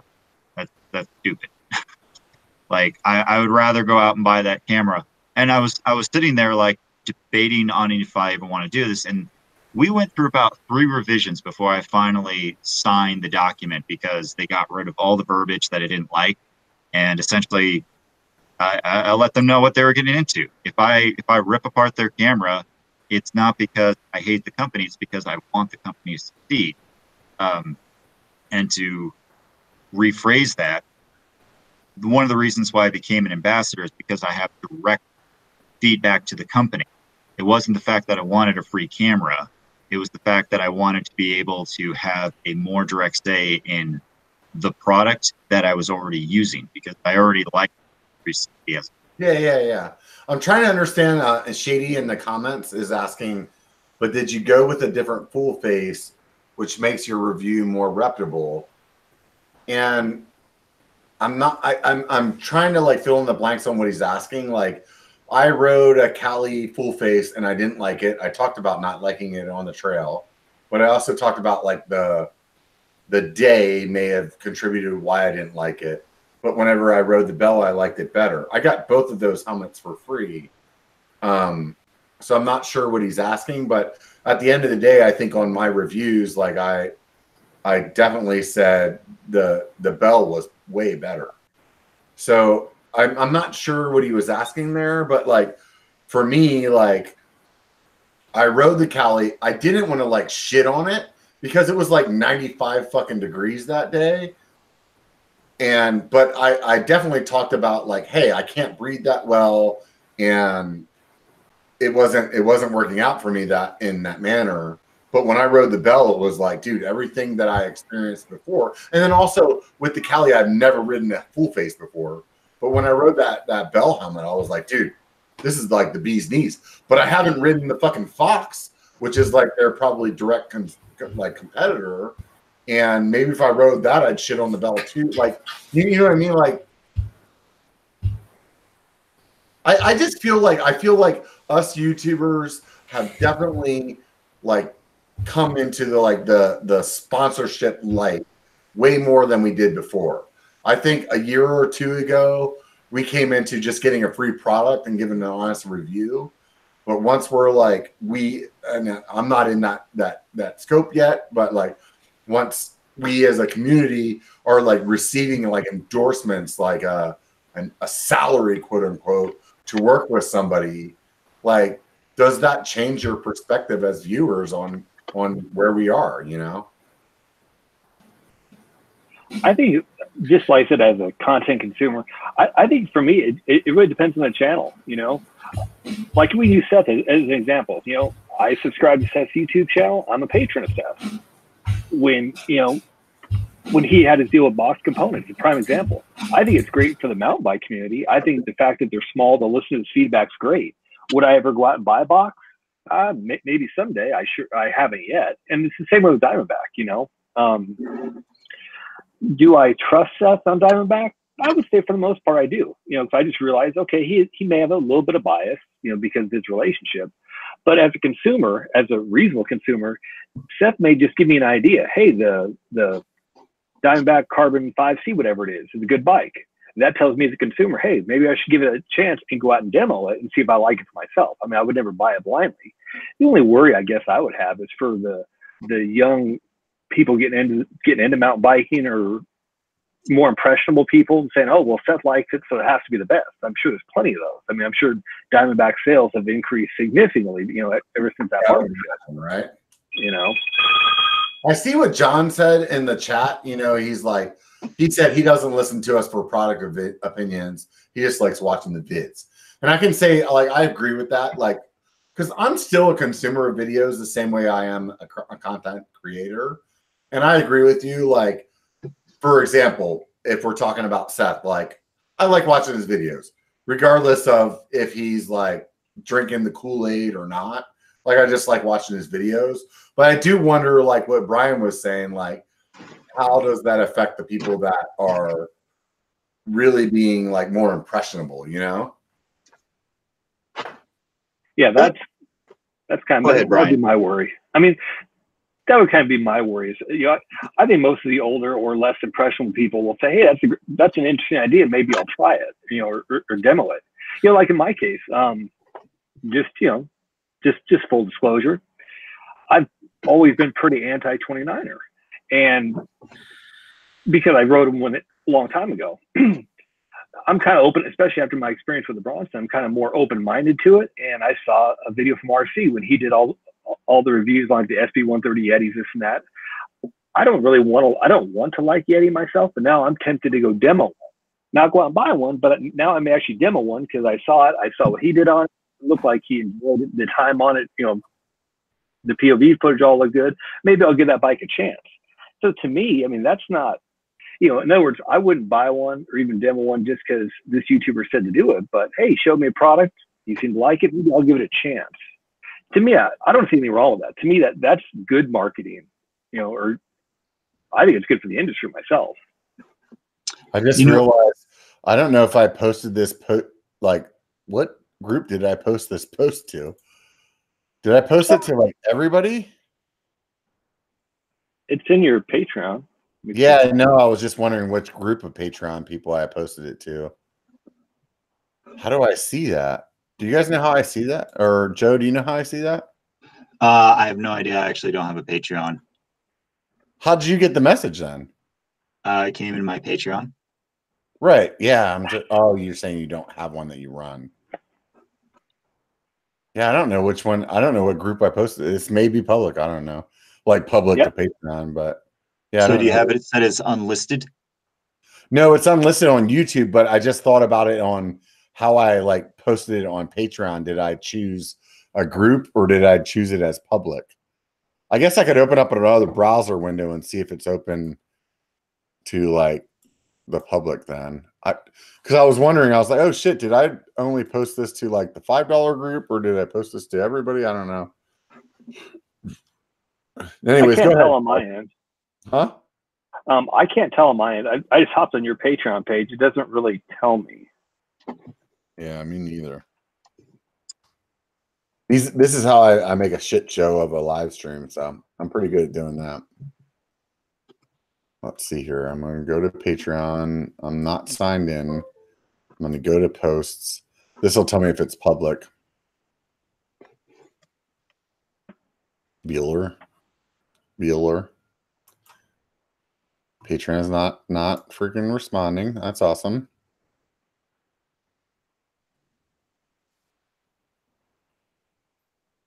Must have went public. Okay, that's cool.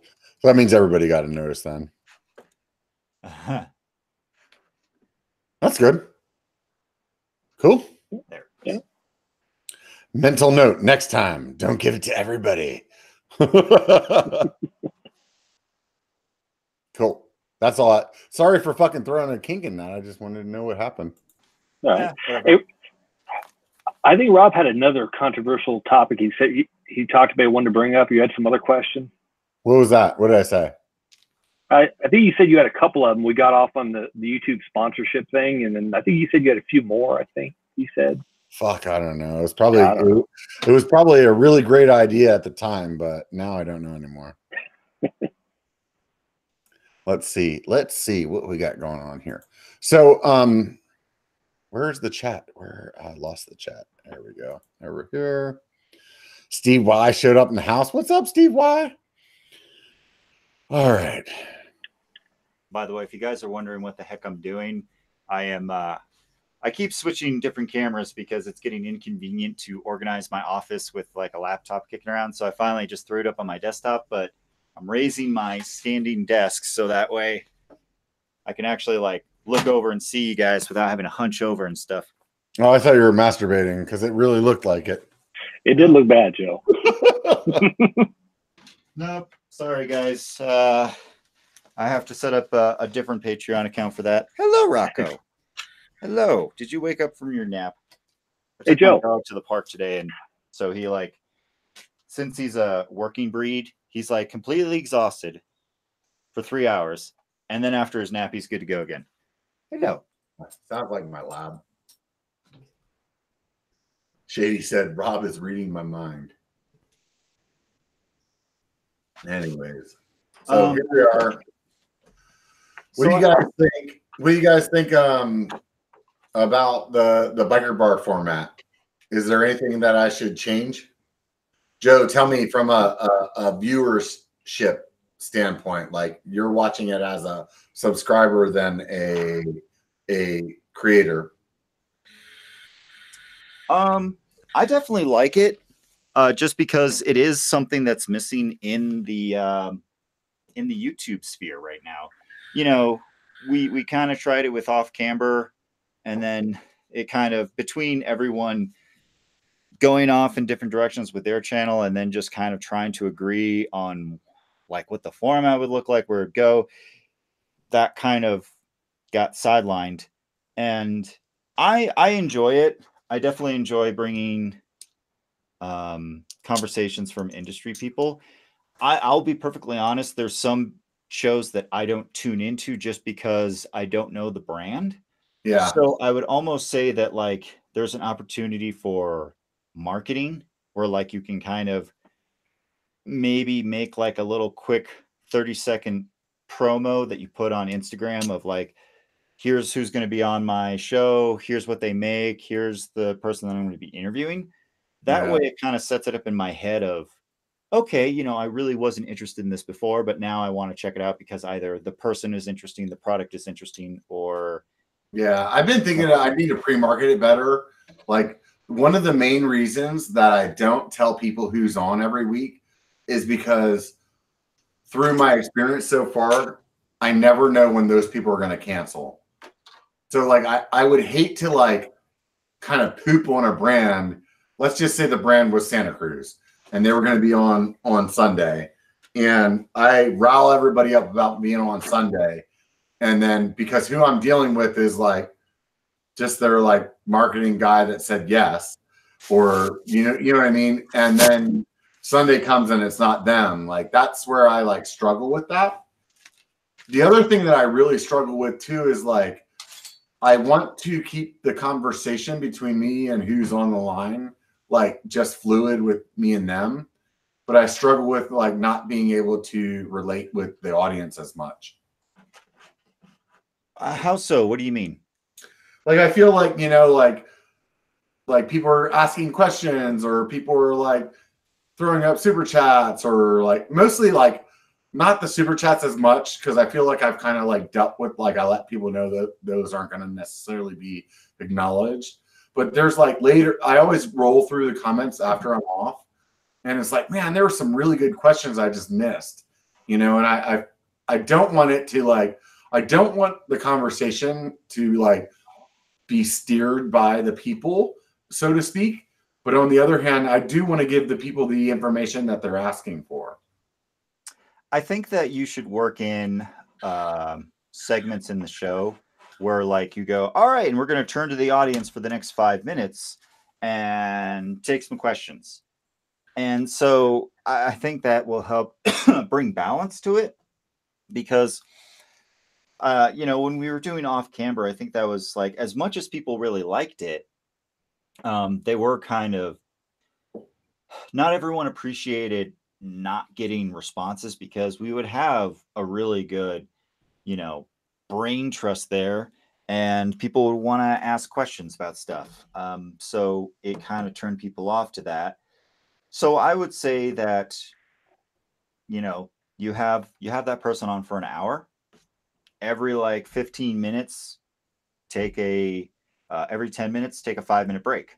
Yeah. And answer questions, then move on for another 10 minutes. And it's just I try to watch the chat and things that like catch my attention, I'll talk about, but I don't necessarily like call it out. Like if I feel like I'm struggling with the person or I'm struggling myself personally, maybe not the person, like personally, I'm like, what do I need to talk about next? I'll ask something and see what people say. It's just a really tough thing because I want to keep that conversation very fluid, you know, and I don't want to be like driven by somebody else, you know. I think it's worth testing it. Go ahead, Brian. You know, one thing I was going to say, Rob, I mean, I'm a big fan of the biker bar. I like the format. In other industries where they've done like live streams or even product presentations, one thing that does always seem to work well is the presenter and the host, if you will make an agreement prior to the stream, say, and then when the stream starts, they'll say, hey, you know, we're going to hold all audience questions to the end, and they'll devote the last 20 minutes, last 10 minutes, whatever. And the host will pick questions out of a live chat and ask the presenter, and they can go back and forth. Or like Joe's idea, every 15 minutes or even half hour, you can say, okay, we're going to take some questions from the audience now. I think either one of those formats would be good, really. I'm struggling also with like with lately and my new job and everything. Like my POV videos are going to be like way cut down compared to what they were before. So like, how do I bring extra content to people on Patreon? And I know as a person that's on Patreon for many other people, I don't really care about the content personally, but I also know my opinion's not the same as everybody else's. And I was thinking that, tell me how you guys in the chat, as well as you online or on the video, like I was thinking that maybe for Patreon, I tell people beforehand who's supposed to be on Sunday, and then we do like an upvote question thing, and the 5 questions that have the best upvotes at the end of the biker bar, once I go offline for public, that I ask those 5 questions to that person and record it, and that's what goes to Patreon. How do you guys feel about that? I think that's a great idea, really. It definitely brings more value to the Patreon viewers, because instead of like getting bombarded with 100 different questions, you have kind of a set list, so you can already kind of think about it and think about how you want to phrase it. And then also it devotes more narrow time, or it devotes more time to those people who are really invested in the channel. Yeah. And also, as far as creating value for Patreon, I think what you did today is a good idea. Patreon only live stream, you know, invite patrons on if they want to hop on cam with you or whatever. But that's another good way to bring value. I mean, I know I enjoy them. You know, see, this is the thing with what I did today. Like it works right now at 6,200 subs, and there's 4 people that decide, or 3 people decide to get on and chat on the video. But if we're at 50,000 subs and there's 25 people on this, like that won't work, you know? Well, true. I meant like as a patron only thing. And then you can even tier, kind of like Alex does. Like I do these hangouts every month with Alex, and there's usually 5, 6, maybe 7 of us. He has a certain tier structure for that. And it's a way to add some value to Patreon, you know? See, he has a higher tier structure that lowers the amount of people that have access to that. Right. And I'm not sure that I want to do like tier levels in that scope. Like that's the best way I can say it. Like I just like, because I have a full-time job and I have, you know, like a family and everything else that I really need to attend to, the more levels that you build on Patreon, the more like level of commitment that you have, like that you have to like be responsible to. And that's where I feel like, okay, so I got the $1 a month club where it's kind of like you're just here to like donate and maybe get some coupon access.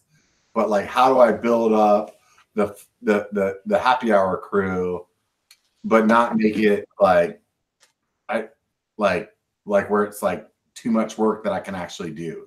You know what I mean? Yeah, I mean, like, obviously I can only speak for myself. I'm a member of your $5 happy hour crew, and I'm perfectly content with the amount of content you give us. You know, I mean, I think the majority of us in that group are here to support you, and we definitely enjoy the spontaneous live streams. We enjoy the biker bar. We get content from a lot of other places than just POV video, you know? So I don't think the expectation is really there from our side. I think it is, though, because I can tell you, like, I've dropped probably 10 patrons from the happy hour crew in the time that I stopped doing POV. So for some people, it's there. Yeah, obviously. Yeah. And I understand, like, I'm not saying that's bad, I'm not saying that I'm upset about it. Like I totally get it. It could most of the time, like I send people messages when they leave and just ask them like, hey, did I do something wrong or whatever? Some people respond, some people don't, but the knee jerk to react to that is, hey, I changed something, I'm not giving as much content, and people have left. You know what I mean? And I mean, it's definitely possible. I haven't paid much attention lately, but this came up like 6 months ago on a different channel. And for a while, I was keeping track of, not keeping close track, just noticing subscriber counts or patron counts for other people on Patreon, and there would be pretty dramatic fluctuations as it comes closer to the end of the month. I'd notice people would drop off, 2, 3, 4, 5%. Right off the top, and then they jump back. So I mean, there's probably other variables there besides just content. I mean, but the thing is, it's also work-life balance for you. I mean, the POV videos, I've edited 2 videos in my entire life, and let me tell you, after that process, I feel for you guys, what you guys go through trying to do that. It's an enormous amount of work and time. So it is. It truly is a lot of work. That's the thing, though, is like when you talk about it, the more you talk about it, the less people are stoked about that. And it's like, it's a tough thing to deal with because like,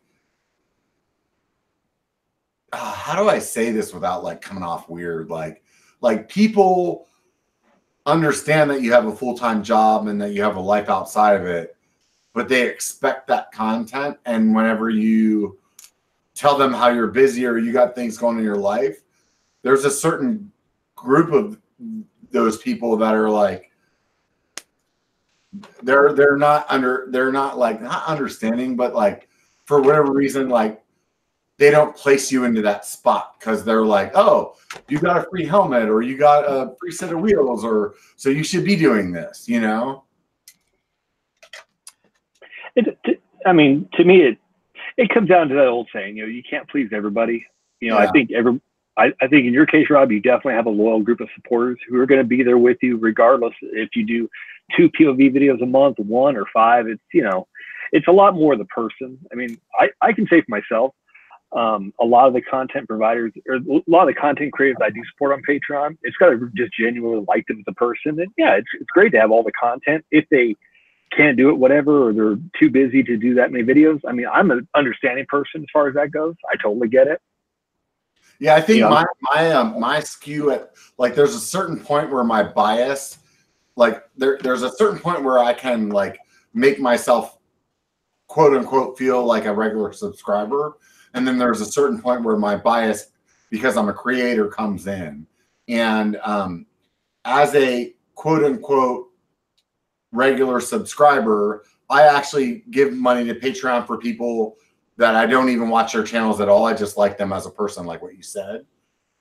But I think that not everybody is that way. Like some people are, like they're paying their hard-earned money and they're paying for something that they are being promised. And if the content creator is not doing that, like I can understand them being like, yeah, well, that's not doing it for me, So Well, yeah. Go ahead, Brian. Oh, I was going to say, yeah, I mean, that totally makes sense. And as far as in your case, Rob, I mean, you pretty much put it out there to everybody that, hey, I got this new job. I don't have the time available to do all these POV videos. Do you foresee that going forward? Like if you project 6, 8, 12 months out, do you see that continuing? Or do you think you'll get back into doing POV videos and adding that content back, I think for me, it's a couple of things that I like. If I'm going to be like flat honest with you guys and all of you that are on Patreon, and apparently all the public that comes to my Patreon page can see this. Realistically, doing the biker bar is not too much of a like time suck. Like there's some time suck and some like anxiety and some like work put into like getting people there and like kind of herding the cats to make sure they show up. And then after the biker bar, it's really only like an hour or 2 of work to like make it a podcast and do the show more and the links and everything like that.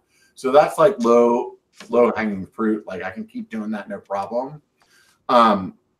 I love doing the POV because it's just really it's a fun creative process, and I would like to continue doing a high volume of that. But I've noticed over the last couple of years in doing the higher volume that I've really like neglected my family or like things that are important to me in that scope of like family and relationships. So it's like I want to see myself get back to that more, like do more POV type videos, and those are also the videos that bring subscribers. But on the other hand, like I also had to come to a realization that like I'm not BKXC, I'm not Seth, like I'm not like blowing the doors out by gangbusters. So I need to be like realistic with like, to make a long story short, here's a good example. My first year doing YouTube, I was doing 1 to 2 videos a week, sometimes 3 for a year. Imagine working a 40 to 60 hour a week for a year and getting $100. Like that's the type of comment that I was talking about that people don't want to hear. But on the true part of it is like, yeah, you can do this as a hobby and love doing it, but it's hard to do that for that length of time without like having some kind of gain to it. Does that make sense? Oh, it makes perfect sense to me. It's tough. It's really tough because I love making videos and I love doing that. But like, so getting back to what you asked earlier, Biker Bar, yes, will continue. I want to figure out how I can make that better for everybody. But I also do want to figure out how I can continue to do more POV videos. But I want to do, and that's what my goal was, what I talked about all you guys about on Patreon is like, I really want to be able to do like, if I'm doing one video a month, I want to try to do like a Seth quality video once a month. You know what I mean? And then we'll see what happens from there. So this is an interesting topic because I've been mulling over the idea of making a video that actually touches on a few things like this. And it can basically be titled "Things I Wish People Told Me About YouTube." Because you go onto YouTube and you type in how to start a YouTube channel, and you're going to hear basic things like, this is the quality of video that you should try to make, or here's how you get SEO, or here's how you make the best thumbnails. This. Not a lot of people actually talk about the crap side of it, and give realistic expectations on stuff, because it is a lot of work and it can become a little bit consuming, because at the end of the day, as content creators, we get a little bit of an endorphin rush every time someone likes, comments, shares, subscribes, or we hit a milestone, and it becomes addicting, and you keep chasing that high. And I think that a lot of people, unfortunately, look at it as a sprint instead of a marathon race with no finish line, because there's no finish line to this. Yeah, it doesn't matter what sub count. Like I've been like, for example, I did that stream recently with Fat Guy MTB and Cobra Kyle and Toogie Howser. And all those guys were like just like sprinting at that point for 1K.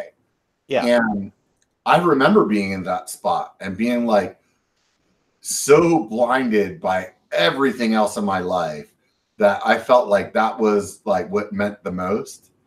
And I look at those guys now and I'm like, they're like so stoked. They're like, dude, you have me on Biker Bar. And I'm like, dude, that's awesome. I'm happy to like give you that springboard that other people gave me as well. But on the other hand, I'm agreeing with you, Joseph, where you're like, man, like this is never going to change. Like 1K meant the world to me. 5K meant the world to me. Right now, 10K means the world to me. I'm sure that Brian is looking at 500K meaning the world to him. And I'm sure that Seth is looking at 3 million as being the world to him. Like it never stops. It doesn't like that. Like everybody feels like when I get to that spot, there's going to be like a little like sigh of relief. And that sigh of relief is like 30 seconds. And then you're on to the next one. So yeah, I mean, it is a never-ending thing, and it does kind of leads me to my next point. Why you saw this past year so many YouTubers, not just from mountain biking, but from like the whole gamut, coming out and talking about burnout, because it is like as someone who's worked in the video industry, like I was actually a part-time editor for a production house, and I left because I got tired of the politics. I watched a guy who was the owner of the production company talk to this intern about how he should compose this edit for a commercial. And this guy, you know, he was an OG. He was a photojournalist in Vietnam. He has all these stories about hanging out of helicopters and stuff like that just to get that shot. And he was giving this kid some advice. And there was another producer there, like this douchebag hotshot that I just wanted to throw a chair at him.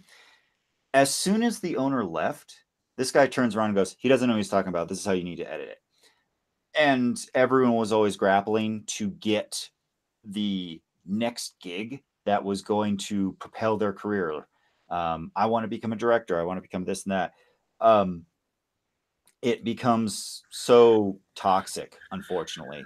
And unfortunately, that same environment lives in YouTube, where you have people that are always kind of like that. It's like shellfish in a bucket. Everyone's trying to make sure they're just on top of each other. And I'm not saying that's what's happening in the mountain bike community. What I'm saying is this: when you have something that doesn't really have a finish line and it becomes kind of addictive, you have an issue where you lose sight of things. And I myself have really started focusing on what content do I make makes me happy, because yes, I might lose subscribers, but I'll gain subscribers elsewhere and it'll make me more happy. So that was kind of a long rant to get to a trajectory of, if like the biker bar is what makes you happy, then maybe focus on the biker bar and worry less about the POV, and start making value propositions for Patreon people for the biker bar, like the behind the scenes, the extended, Q&A, where what you're saying, Joseph, is exactly like my mindset right now. Is like, I came to the realization I'm not quitting my job. I'm not becoming a YouTube millionaire, but I do want to be part of this community. I do want to continue bringing value to my people. And that's what I'm just going to do it the best way that I can. And I need to stop like putting these like self-imposed, like goals or tariffs or whatever on myself, and just do what makes me happy. And hopefully you guys are along for the ride. And if you're not, go fuck yourself. I've always said that 10,000 subscribers would be where I would be happy. And I'm not saying like, oh, I'm just going to stop making content when I hit 10,000 subscribers. Basically, like, that is the point where I'm like, okay, I'm doing pretty good. Yeah. I'm doing good. And that's the number I'm stuck on right now too. But Joseph, you and I both know that when we hit 10K, there's going to be a new number that we're thinking that's the one we're happy with. You know what? I think that it's all in scope of how big mountain bike is on YouTube, because, Seth, we all talk about Seth because he's the guy, right? He's at 1 million subscribers. He's living the dream. But he himself has talked about how he wants to do collaborations with other people, like Crazy Russian Hacker doesn't live that far away from him. But Crazy Russian Hacker is like, what, 6 million, 8 million? Like, that guy's on a completely different level. Like, Seth is as separated from Crazy Russian Hacker as I am separated from Seth. Yeah. Like, I could talk Seth to is him. a noob to him as you're a noob to Seth. Yeah, like, I can talk to Seth. Seth will answer my emails. but I could not get Seth to fly to Colorado just for me unless I had an amazing proposition for a collaboration. Like, if anything, Seth would be able to say, well, I've got like 20 collab propositions in front of me, and like I only have so much time, Joe, so you got to really sell this hard. Yeah, it's like you're on a completely different level.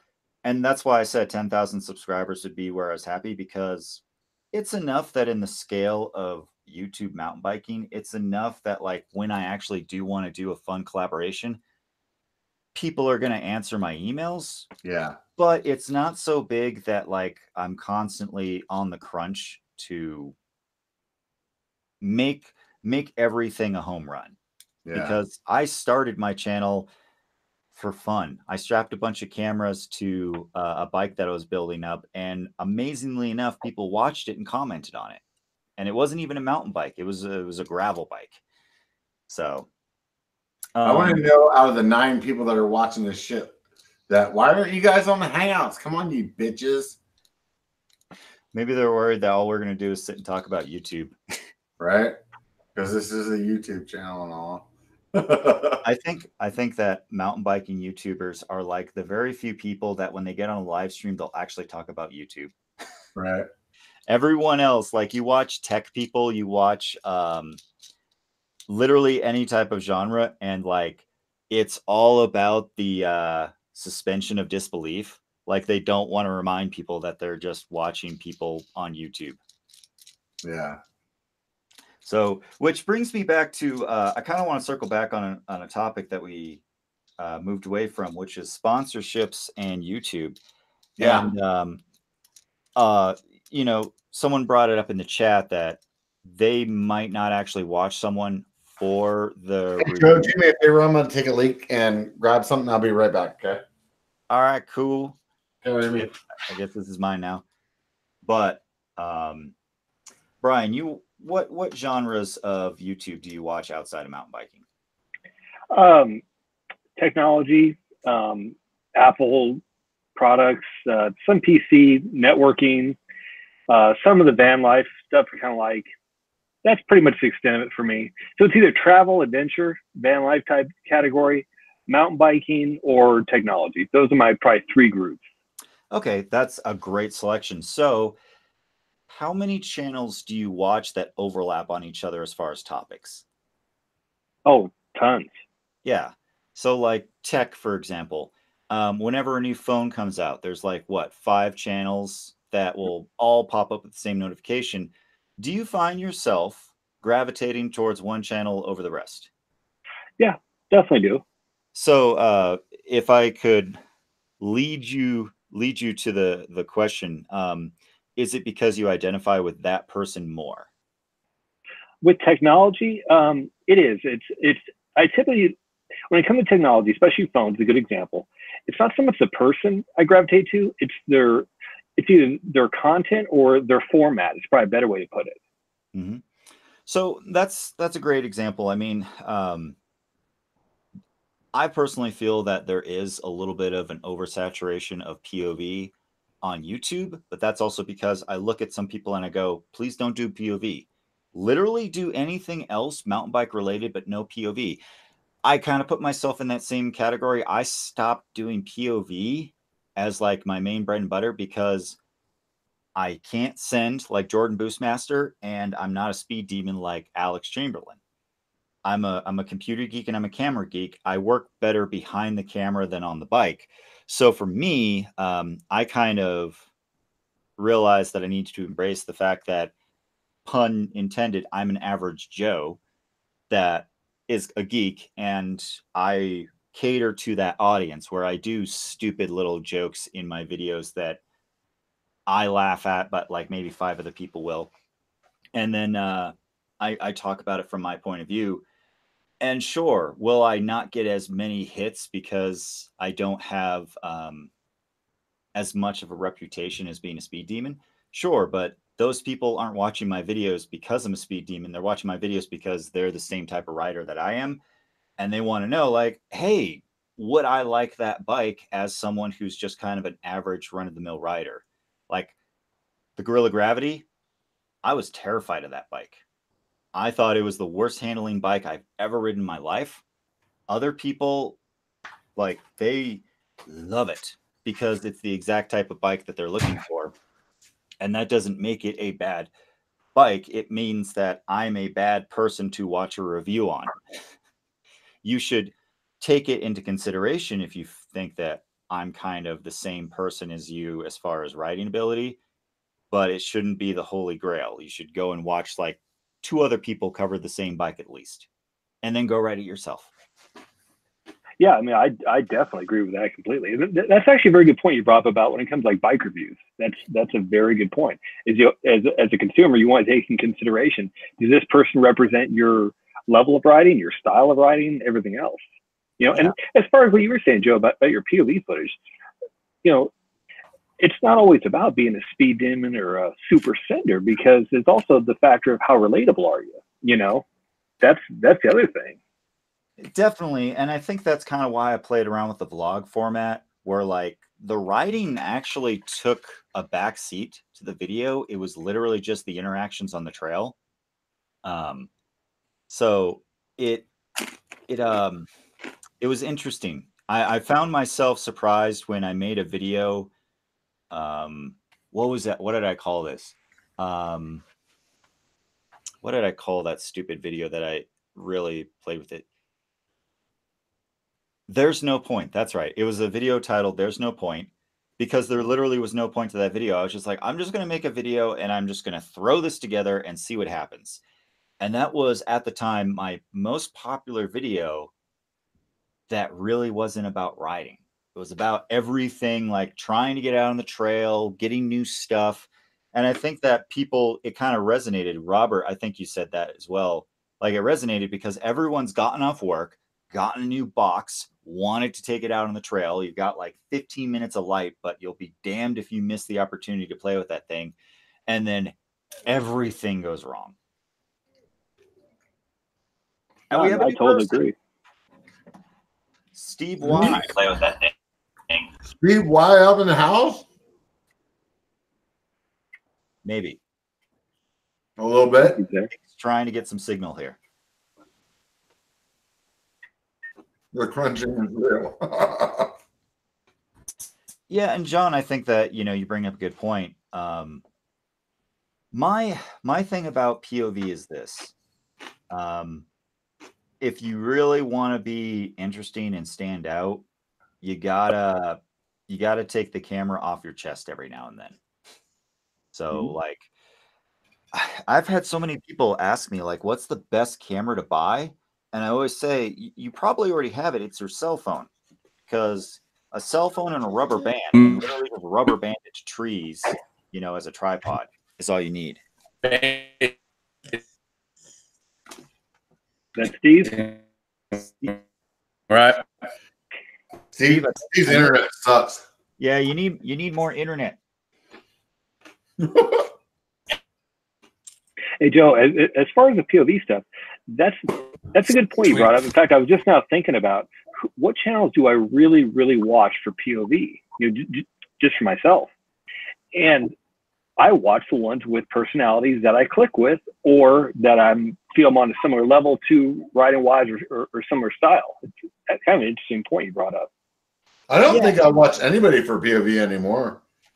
I know when I first started, I was definitely watching for POV, but now it's all about like who they are. It has nothing to do with the trail. I really could give a fuck about the trail. Yeah, no, I agree. I mean, like in my case, and since Rob's going to delete this anyway, I guess I can drop a few names. Like, I like Jordan Boostmaster, but I rarely watch his stuff. Or Alex Chamberlain, like him too, every now and then. But I find myself not watching their POV stuff very often. I tend to watch everybody else really. So for me, it really does come down to personality. Personality. There's a video content wise for me that I like Joe's videos. Like they have a good high production value. Like I'll watch it, like, or even like Seth, for example. Like Seth will do a video on how to like build a bike, and I know how to build a bike.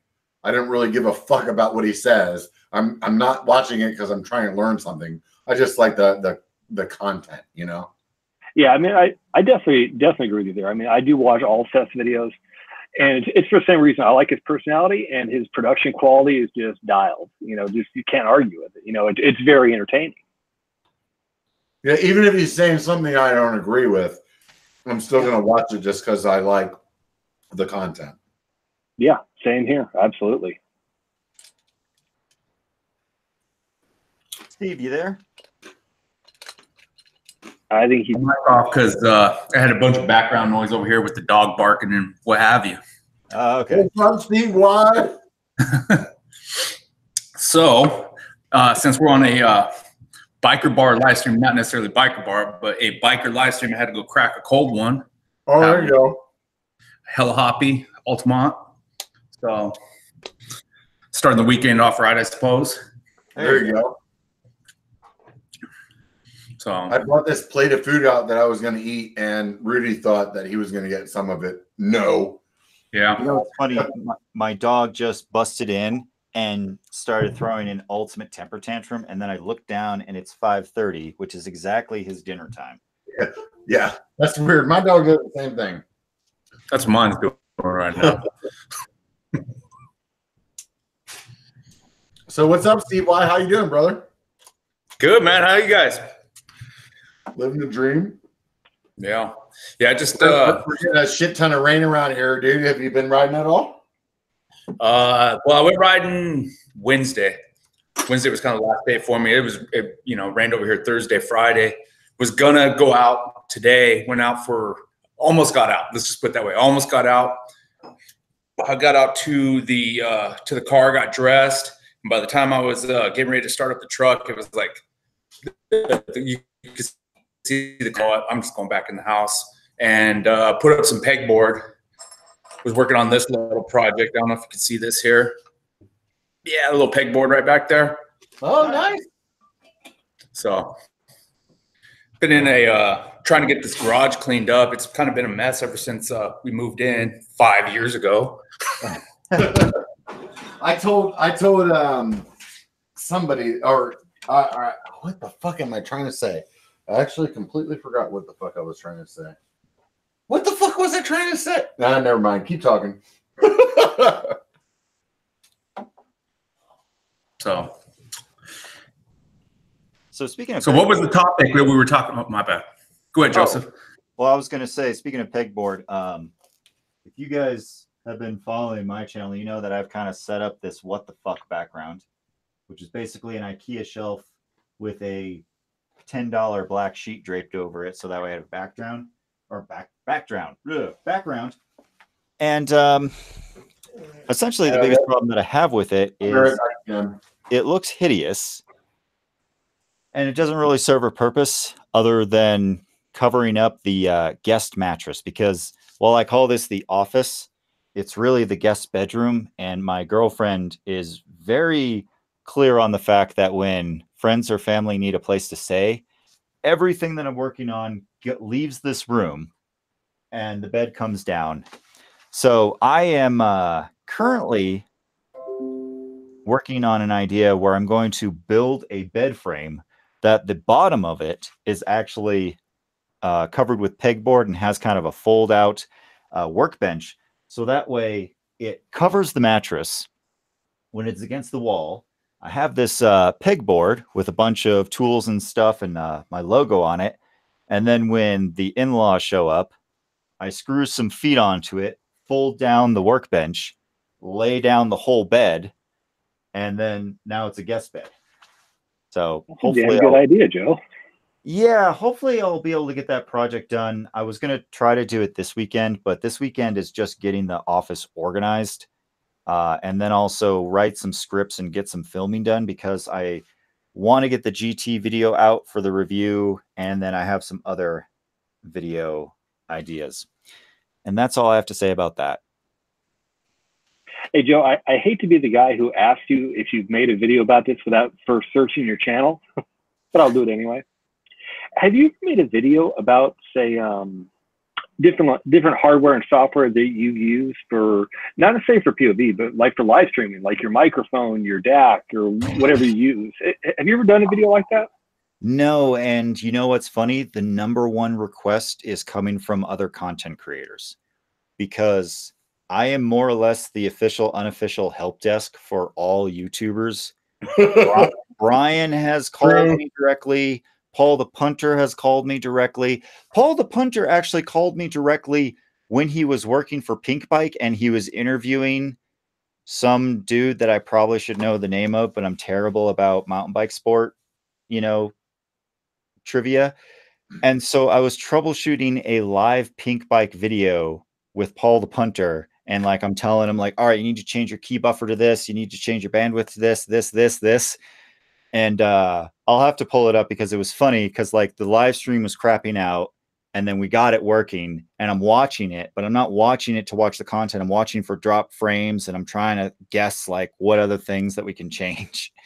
So I've been wanting to make kind of 101 series, but I need to start with the very basics because a lot of this stuff gets really heady really quick, and I'm assuming a lot of base knowledge.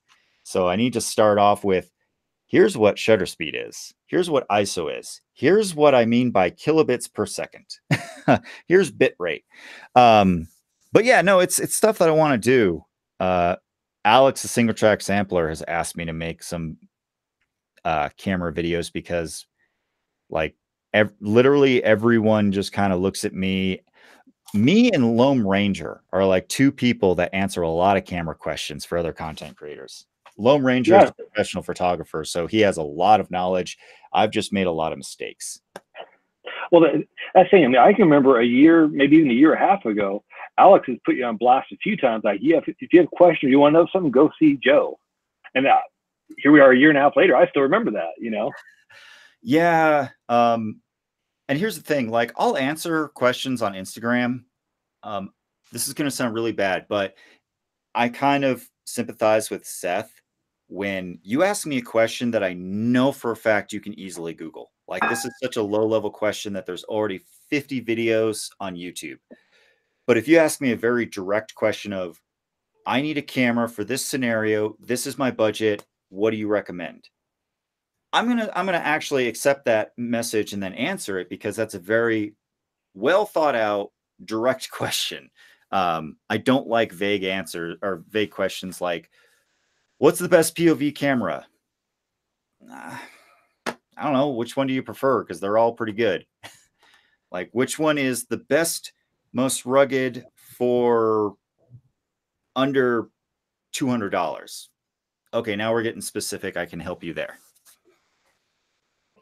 Yeah, I mean, in my case, that's why, I mean, I've never reached out to you directly because I'm not going to waste your time with my little stupid questions, obviously, because I can Google search anything. I'm at the level where I can just Google and find an answer real quick if I have something. But I would like to see a video. If someday you were planning on doing that anyway, that would be interesting, I think. You know, to see different setups, different, you know, hardware, software combinations you use. I think that would be interesting. Yeah, and I don't want to make it sound like I'm unapproachable.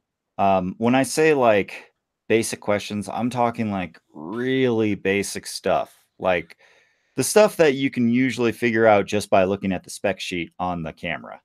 Like, does it film in 24p? Right. Yes. What resolution? Because there's a lot. Does that GoPro do 4K? Yes. Right. Like that. Although there have been some questions where people ask me, I'm like, holy shit, that is a really high-end question that's way above my pay grade. Why are you asking me? Like production level stuff. Hey, Steve, why? The text that you sent me about 10 minutes ago, I didn't notice. Yes, you can get on with your phone. Well, if you can, I never figured out how, because I'm actually on my laptop here, my $200 special that I picked up off of I can't think of the website that Amazon now owns, but they sell all their clearance shit on. There you go. I don't know. What's that website? I want to know about that website. Yeah, I'll have to look it up. I can't remember what it's called now, but I picked up this laptop, I don't know how long ago. Like, it was like $200, cheap ass laptop, but it does everything I need it to do. which is virtually not much because the computer I use at work is the one I use for anything that actually requires any kind of actual processing power. What do you do for work? Steve, when he was talking, his mic looks muted on my end. I don't know. Can you guys hear Steve in chat? I can hear Steve. We just got somebody new popped up. I don't know who that is. So what I'm doing, Rob, is I'm pausing or I'm muting my mic in between because the dog is losing his mind because, I don't know, somebody's walking down the street. So, your dog doesn't want to live stream? Yeah, he's definitely wants to be a part of it. So okay, that's what's going on. Okay, now I get it. yeah. So I'm muting it so it's not like just interrupting the whole conversation for dog barking. Oh, thank you. Oh, we got somebody. I see some video feed there now. He's muted too. Anyways, we'll wait until he says something. Can you guys hear me? Yep, we can hear you now, dude. What's your name, going brother? My name is Mihai. The guy that you can't pronounce the name. I was homeschooled. There's a lot of names that I can't pronounce. Yeah. Where are you at, Mihai? I'm at Citrus Sites, man. Pretty close to you. Oh, sweet. Right around the corner. Got a record drop and everything. Yeah, I've been following you guys for quite some time. Oh, sweet, dude. Right on, man. So apparently you just like shredded all the trails today in the rain? Yeah, right. No, it's just I haven't taken a shower in 2 years.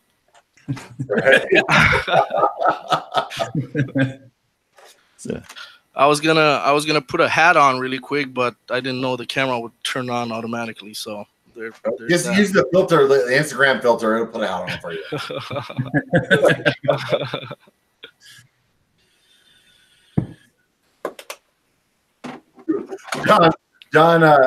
John Z says that Steve Wise looking around like the cops are about to raid him.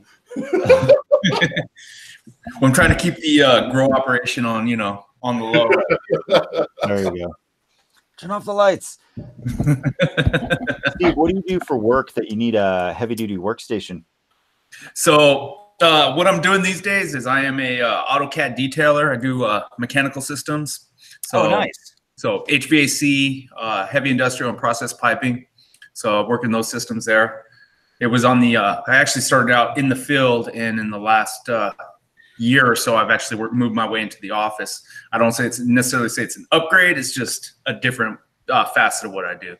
Nice. And he's a full-time caulker, as you can tell by the multiple caulk guns that he has in the background there.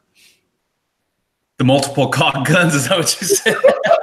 These guys right here? Yeah. All the caulk guns and the hacksaw. He's like, he used to be a plumber. He laid a lot of pipe, but now he's a professional caulker. Well, here's see. So the problem is I'm in the garage, right? And there's my wireless routers on the other side of the house, so I'm pretty limited on where I can stand and actually have good Wi-Fi in here. There you go. So I actually have right by the door, and it's next to where all like I don't know, bullshit is. I mean, I got a fire extinguisher and caulk guns. So yeah. Anyway, when was the last time that fire extinguisher was checked? I want to make sure that thing's OSHA compliant. It only says 223. Take it as that. I don't know what to tell you. It was there when I bought the house. You're safe. Don't worry about it. Mm-hmm. It's not like the guy that I bought it from died or anything, Dude, have you ever been to an estate sale? This is completely off topic for bikes, but like one where you just go in and pick whatever you want and just walk out with it. I've never been to one of those. So I was more or less there by proxy. I had a friend that he would buy houses and flip them, and one of the houses he bought was this guy who passed away. He was in his late 90s, so it was his time to go apparently. But still, we're in this house, and basically the family had come in and taken the belongings that they wanted, and he more or less just bought this house as is with all the stuff in it. So then I was 22, 23, and I was still kind of broke. And I was moving into a new apartment because I just moved out of a crazy roommate situation that involved SWAT getting called at some point and holes in walls. It was a fun time. Anyway, so I desperately needed cheap furniture and kitchenware. And so he's like, oh, yeah, come over and just, take what you want. And I didn't know the context of like what it was. So when I walked in and I'm talking to him, you showed up with like a U-Haul and all your buddies. No, like I was just going to take what I needed. But like when I walked in and he told me what was going on, I was like, I don't want a haunted toaster, man. Like that's creepy, dude. I've watched Are You Afraid of the Dark? Like I'm a subject matter expert in haunted stuff. And that's how you get haunted. Dude, do you guys listen to podcasts? I do. I just started listening to the new season of Monster, and they're doing it on the Zodiac Killer. That thing's been like assuming all of my time lately. That guy was a fucking nut job.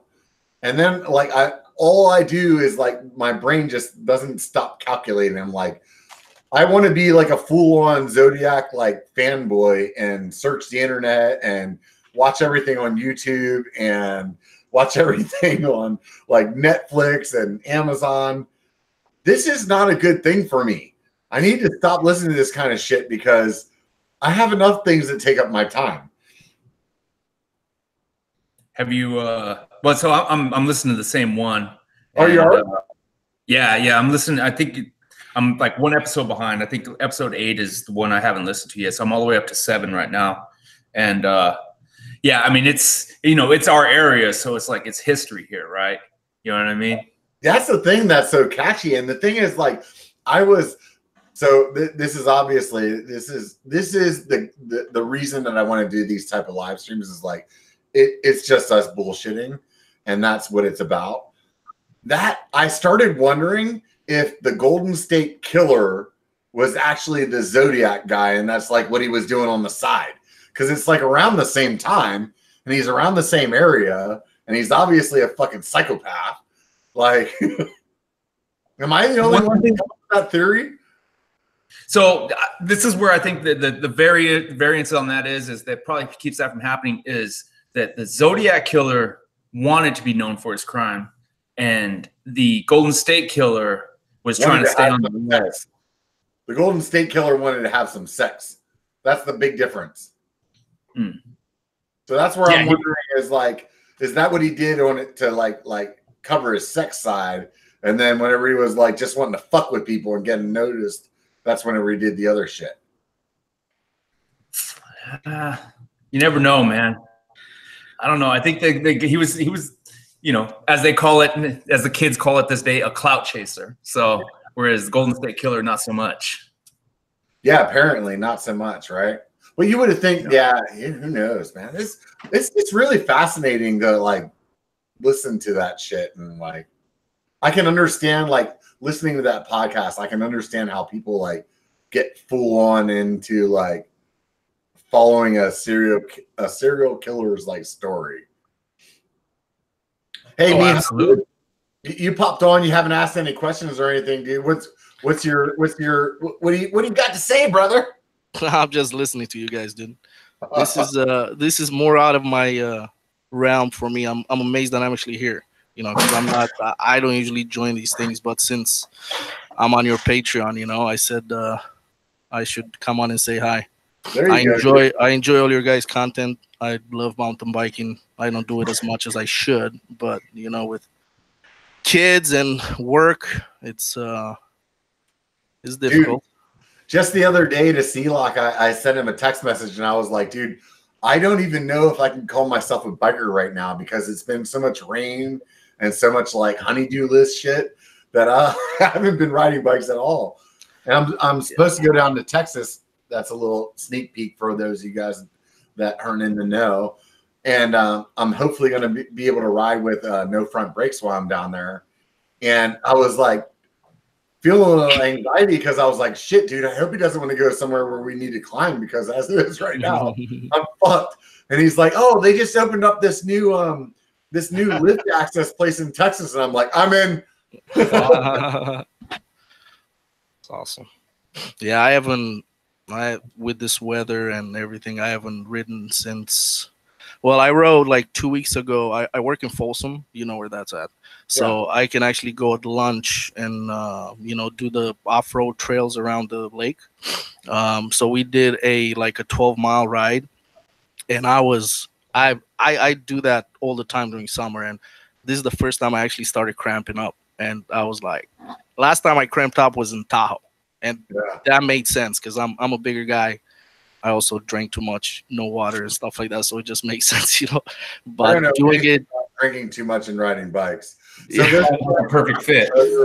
Aren't familiar with the area that he was talking about, Folsom. The video that I did, the new bike day where I was doing the fundraiser for the campfire, and I just got the Chameleon. It's a pretty tame area.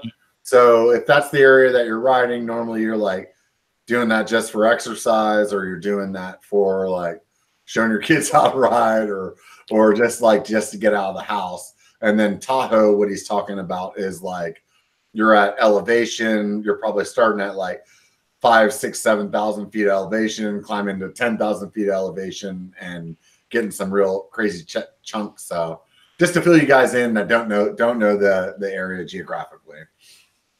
Yeah, Monarch Crest was such a wake up call, because they shuttle you up to like 8,000 or 9,000 feet, and then you spend the rest of the ride climbing up 10,000 feet. It's an intense ride. So I always tell people that if you've never ridden an elevation before, just plan on surviving the ride. Like, have fun, but like take it easy, because you're going to go full bore. You're going to hit the wall in the first quarter of the ride, and then you have the rest of it. Colorado's been fun. I have something that I struggle with is having fun when I'm struggling really bad and when it hurts. That was my first time in Tahoe. My brother came here from Michigan, and he's fit. He runs, he's skinny, he's short, he's 140 pounds. He doesn't have elevation like here. So I was like, he doesn't know what he's talking about, But he had no problem. And me, I'm like 250. And we went to that Over the Edge in South Lake Tahoe, and they took us up to 7,500 feet, and then we climbed to 9,000. What trail did you ride? You were riding probably Toads. It's something like Tahoe Rim Trail, and then you can go to where's that lake? Echo Lake or something? I forgot what the lake is. I think you're talking about like Star Lake. Yeah, Star Lake. So you could go all the way there, or you can turn on Monument something. Yeah, Monument. If you don't want to climb more, right. I was done. I've never had cramps like that in my life. Starlet Lake. If you watch my video, that's Friel's something. I forget what I called it. And Friel is actually the highest point mountain bike trail that you can ride in Tahoe, and it's almost 10,000 feet. And I rode that hung over as fuck. I don't know how you do it, man. Where you're coming from, because I honestly, in the climb up there, I'm not lying when I say this, dude. I honestly looked down the hill and thought to myself at one point, if I just throw myself over the side of the hill and I roll down there, like whenever I stop rolling, I can just take a nap, and then maybe it'll be like 3 or 4 hours or a day or two until people find me, and I'm okay with that. But I seriously had that mental dilemma, like, should I do this? So I know exactly what you're saying. Yeah, it's like, for me, it's always every time I want to go, every time I go there and I climb, I'm like, why am I here? This hurts so bad. But then once it's done, yeah, I can't wait to go back. The beauty of it is when you're finished, because as soon as you finish, all you're like, oh yeah, dude, that was an awesome ride, man. That was the best time of my life. And like maybe on the right way home, you're like, I'll never do that again. But by the time you get home, you're like, oh yeah, I'm doing that, like for sure. Like that's gonna be like an every year thing. So Shady MTB brought up, you know, he's thinking about getting a Zwift trainer because the weather has been so bad. If you have the financial means, I would definitely recommend it. And right now is a great time because all the New Year resolutioners are starting to sell off their trainers because they've realized that they don't want to do it. Like a daily MTB rider went to an REI garage sale and he was able to pick up the Wahoo Kicker trainer, which is their smart trainer with all the bells and whistles that goes for $1,200. He picked it up for like $550. Oh wow! At REI. So I stopped by Performance today because I knew they were just about to close, and I was like, because we want to buy some trainers here, me and a lady, and we stopped by there today, and I was like, oh, I know they're closing right around now, and we got there and they were already closed, like already shut down. I was like, was that in Sac or in Fair Oaks? That was the Roseville one that I went to. Oh, Roseville has closed a long time ago. Yeah. The Fair Oaks one is still open. I mean, okay, they don't have much. There tomorrow then. Yeah, they don't have much left, but they're still open because I figured the like high dollar ones would probably still be there. Nope. I think the only ones they have is that Spin Doctor one. Which one is that? I think it's their own thing, Spin Doctor. Oh, that brand. Okay. Yeah, I don't know if you want that. So here's the thing. All the high ticket items are the first to go. Like, so the high end bikes usually go first, tools go first, tires go, and the trainers are almost the first to go. Cause like I got my, what is it? Elite Directo, Dryto. I got a smart trainer. It's like a $900 trainer. I got it for like $50 off that, and then another 30% off. So those of you guys that have trainers, you guys think that it's worth getting like the super expensive one, or like or what? Because in my head, I just want one that I can do Zwift on, but like I do that thing where I'm like, I'm gonna buy the cheapest one, and then as soon as I start looking, I'm like up to the most expensive one. Like, what do I really need? Personally, for me, I would say buy a good used hydro trainer like the Cyclops Hydro 2. All you need is a cadence sensor, a speed sensor, a cheap wheel or tire to mount it to, and then a heart rate monitor. And so you're saying one of the ones that your wheel still hooks to, one of the ones that's like has the cassette built into it. Yeah, no, the Hydro one is like you need a wheel with a trainer. Like, hang on, like something like this, actually, where it's like this is a very soft rubber, so it grips the. Yeah, but I'm saying the trainer that you have, your wheel spins on it, not the trainer that has like the cassette built into it. Where you take your wheel off. I have both. I started with the hydraulic one and I wanted to get the smart trainer for like the super fancy, but quite honestly, it's a much better workout than you would think on the hydro trainer, because while it doesn't give you the feedback, I personally really like Zwift because it takes the mundane out of training. Right. Because there's like little built-in things. I mean, Steve, you have a trainer. So if it's Zwift compliant, like it changes the tension for you, right?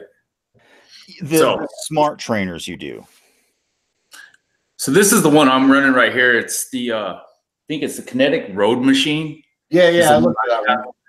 And I mean, it does everything I needed to do. I mean, you could spend a lot more, and I think when you spend a lot more on one is that it has erg mode, right? So what it does is it'll adapt the amount of resistance to your cadence. Now, is that big of a deal? I don't know. I don't think it is personally, not for an extra $1,000. You know what I mean? So what did you spend for that, Steve? I think I picked it up on eBay, brand new, for pretty close to like $200, I think. So it wasn't a ton of money. You're saying for $200 for like most of us, that's probably fine. Yeah. Yeah, I mean, to me, that sounds like an affordable option. Because I wrote myself into like the $800. I start looking at the like $80 ones, and next thing you know, I'm looking at the $800 one. I'd really stress that like the erg mode, it's really nice, it's cool, but I didn't think, oh wow, I would have paid full price for this smart trainer. I was thinking to myself, oh wow, I'm really glad I didn't pay full price for this, because outside of having the cool feedback, it's more or less a gimmick. 90% of it is really just hooking it up to Zwift, just because I like the fact that there's little mini games inside of it. They gamify the training. And Shady's asking, is it worth getting a cheap road bike to keep on the trainer? Worth is relative, because I mean, like if you're like, I'll drop $1,000 on this setup because I'll use it, then it might be worth it to buy like literally the cheapest road bike you can find, because of the fact that it's just going to live on the trainer. But I would almost think it's better value to get a spare wheel that is like stupid cheap, that'll fit on your mountain bike, and just lock out the suspension. The gearing will be not right for Zwift, but quite honestly, if all you're doing is just trying to log miles, which I've personally noticed the benefit with. I haven't been on Zwift for a little bit because I wanted to get something checked out just to make sure I'm not overtraining. Because I went a little bit too ham and kind of worried myself. So my doctor and I are trying to make sure if I did something stupid. But anyways, yeah, you can just get like a hardtail. Yeah, if you want to get something just to live on the trainer, get a hardtail, because I'm a big proponent. I honestly, to cut you off there, I've thought to myself, dude, if you just want like a trainer bike, go to fucking like Walmart and buy a $100 bike.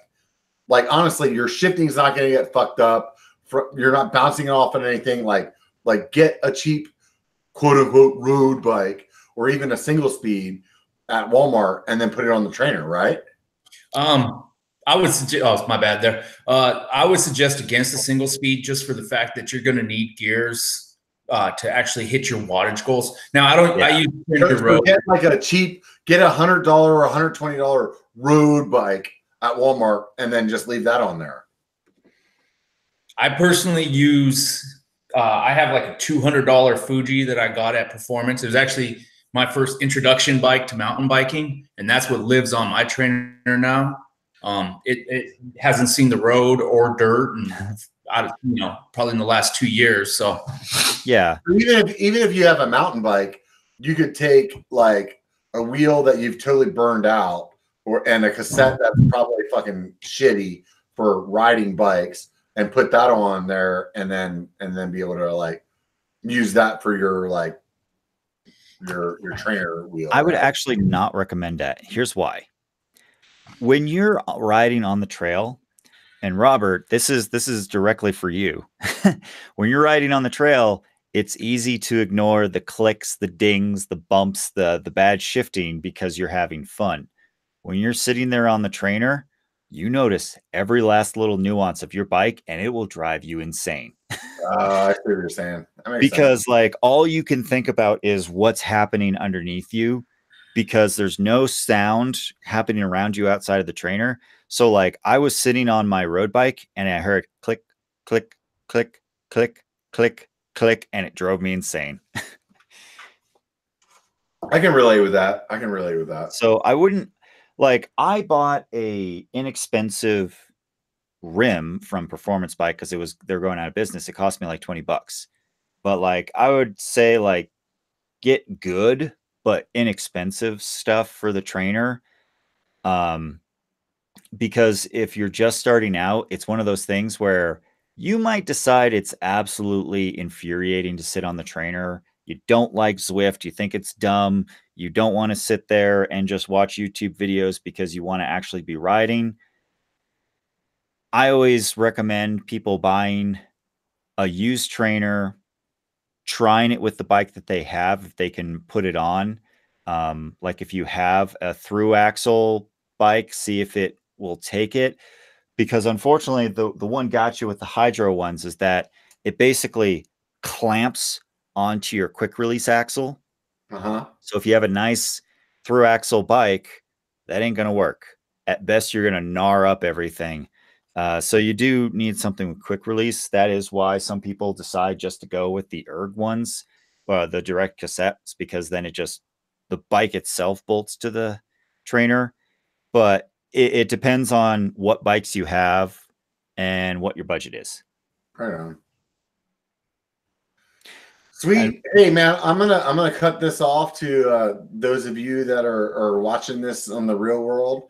I'm gonna stop the stream and I'm gonna leave it on here for a few minutes for the people that are on the video chat, just because you guys stepped in. That'd be awesome to have a little conversation with you. So in the future, I plan on giving you guys a little bit more advice or not advice, advance notice that I'm actually going to do this. I appreciate everybody that got on today. I really, really, really do. I'm going to do more of this for those of you guys that are Patreon members.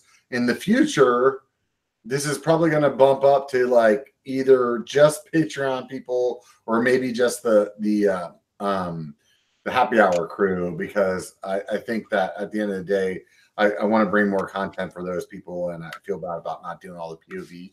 So once again, thank you everybody that's been part of this. Thank you everybody that's on. You guys that are on the video, don't drop off just yet. And just remember one thing, please. It only takes a bike to be a biker. Get the fuck out and be one, bitches.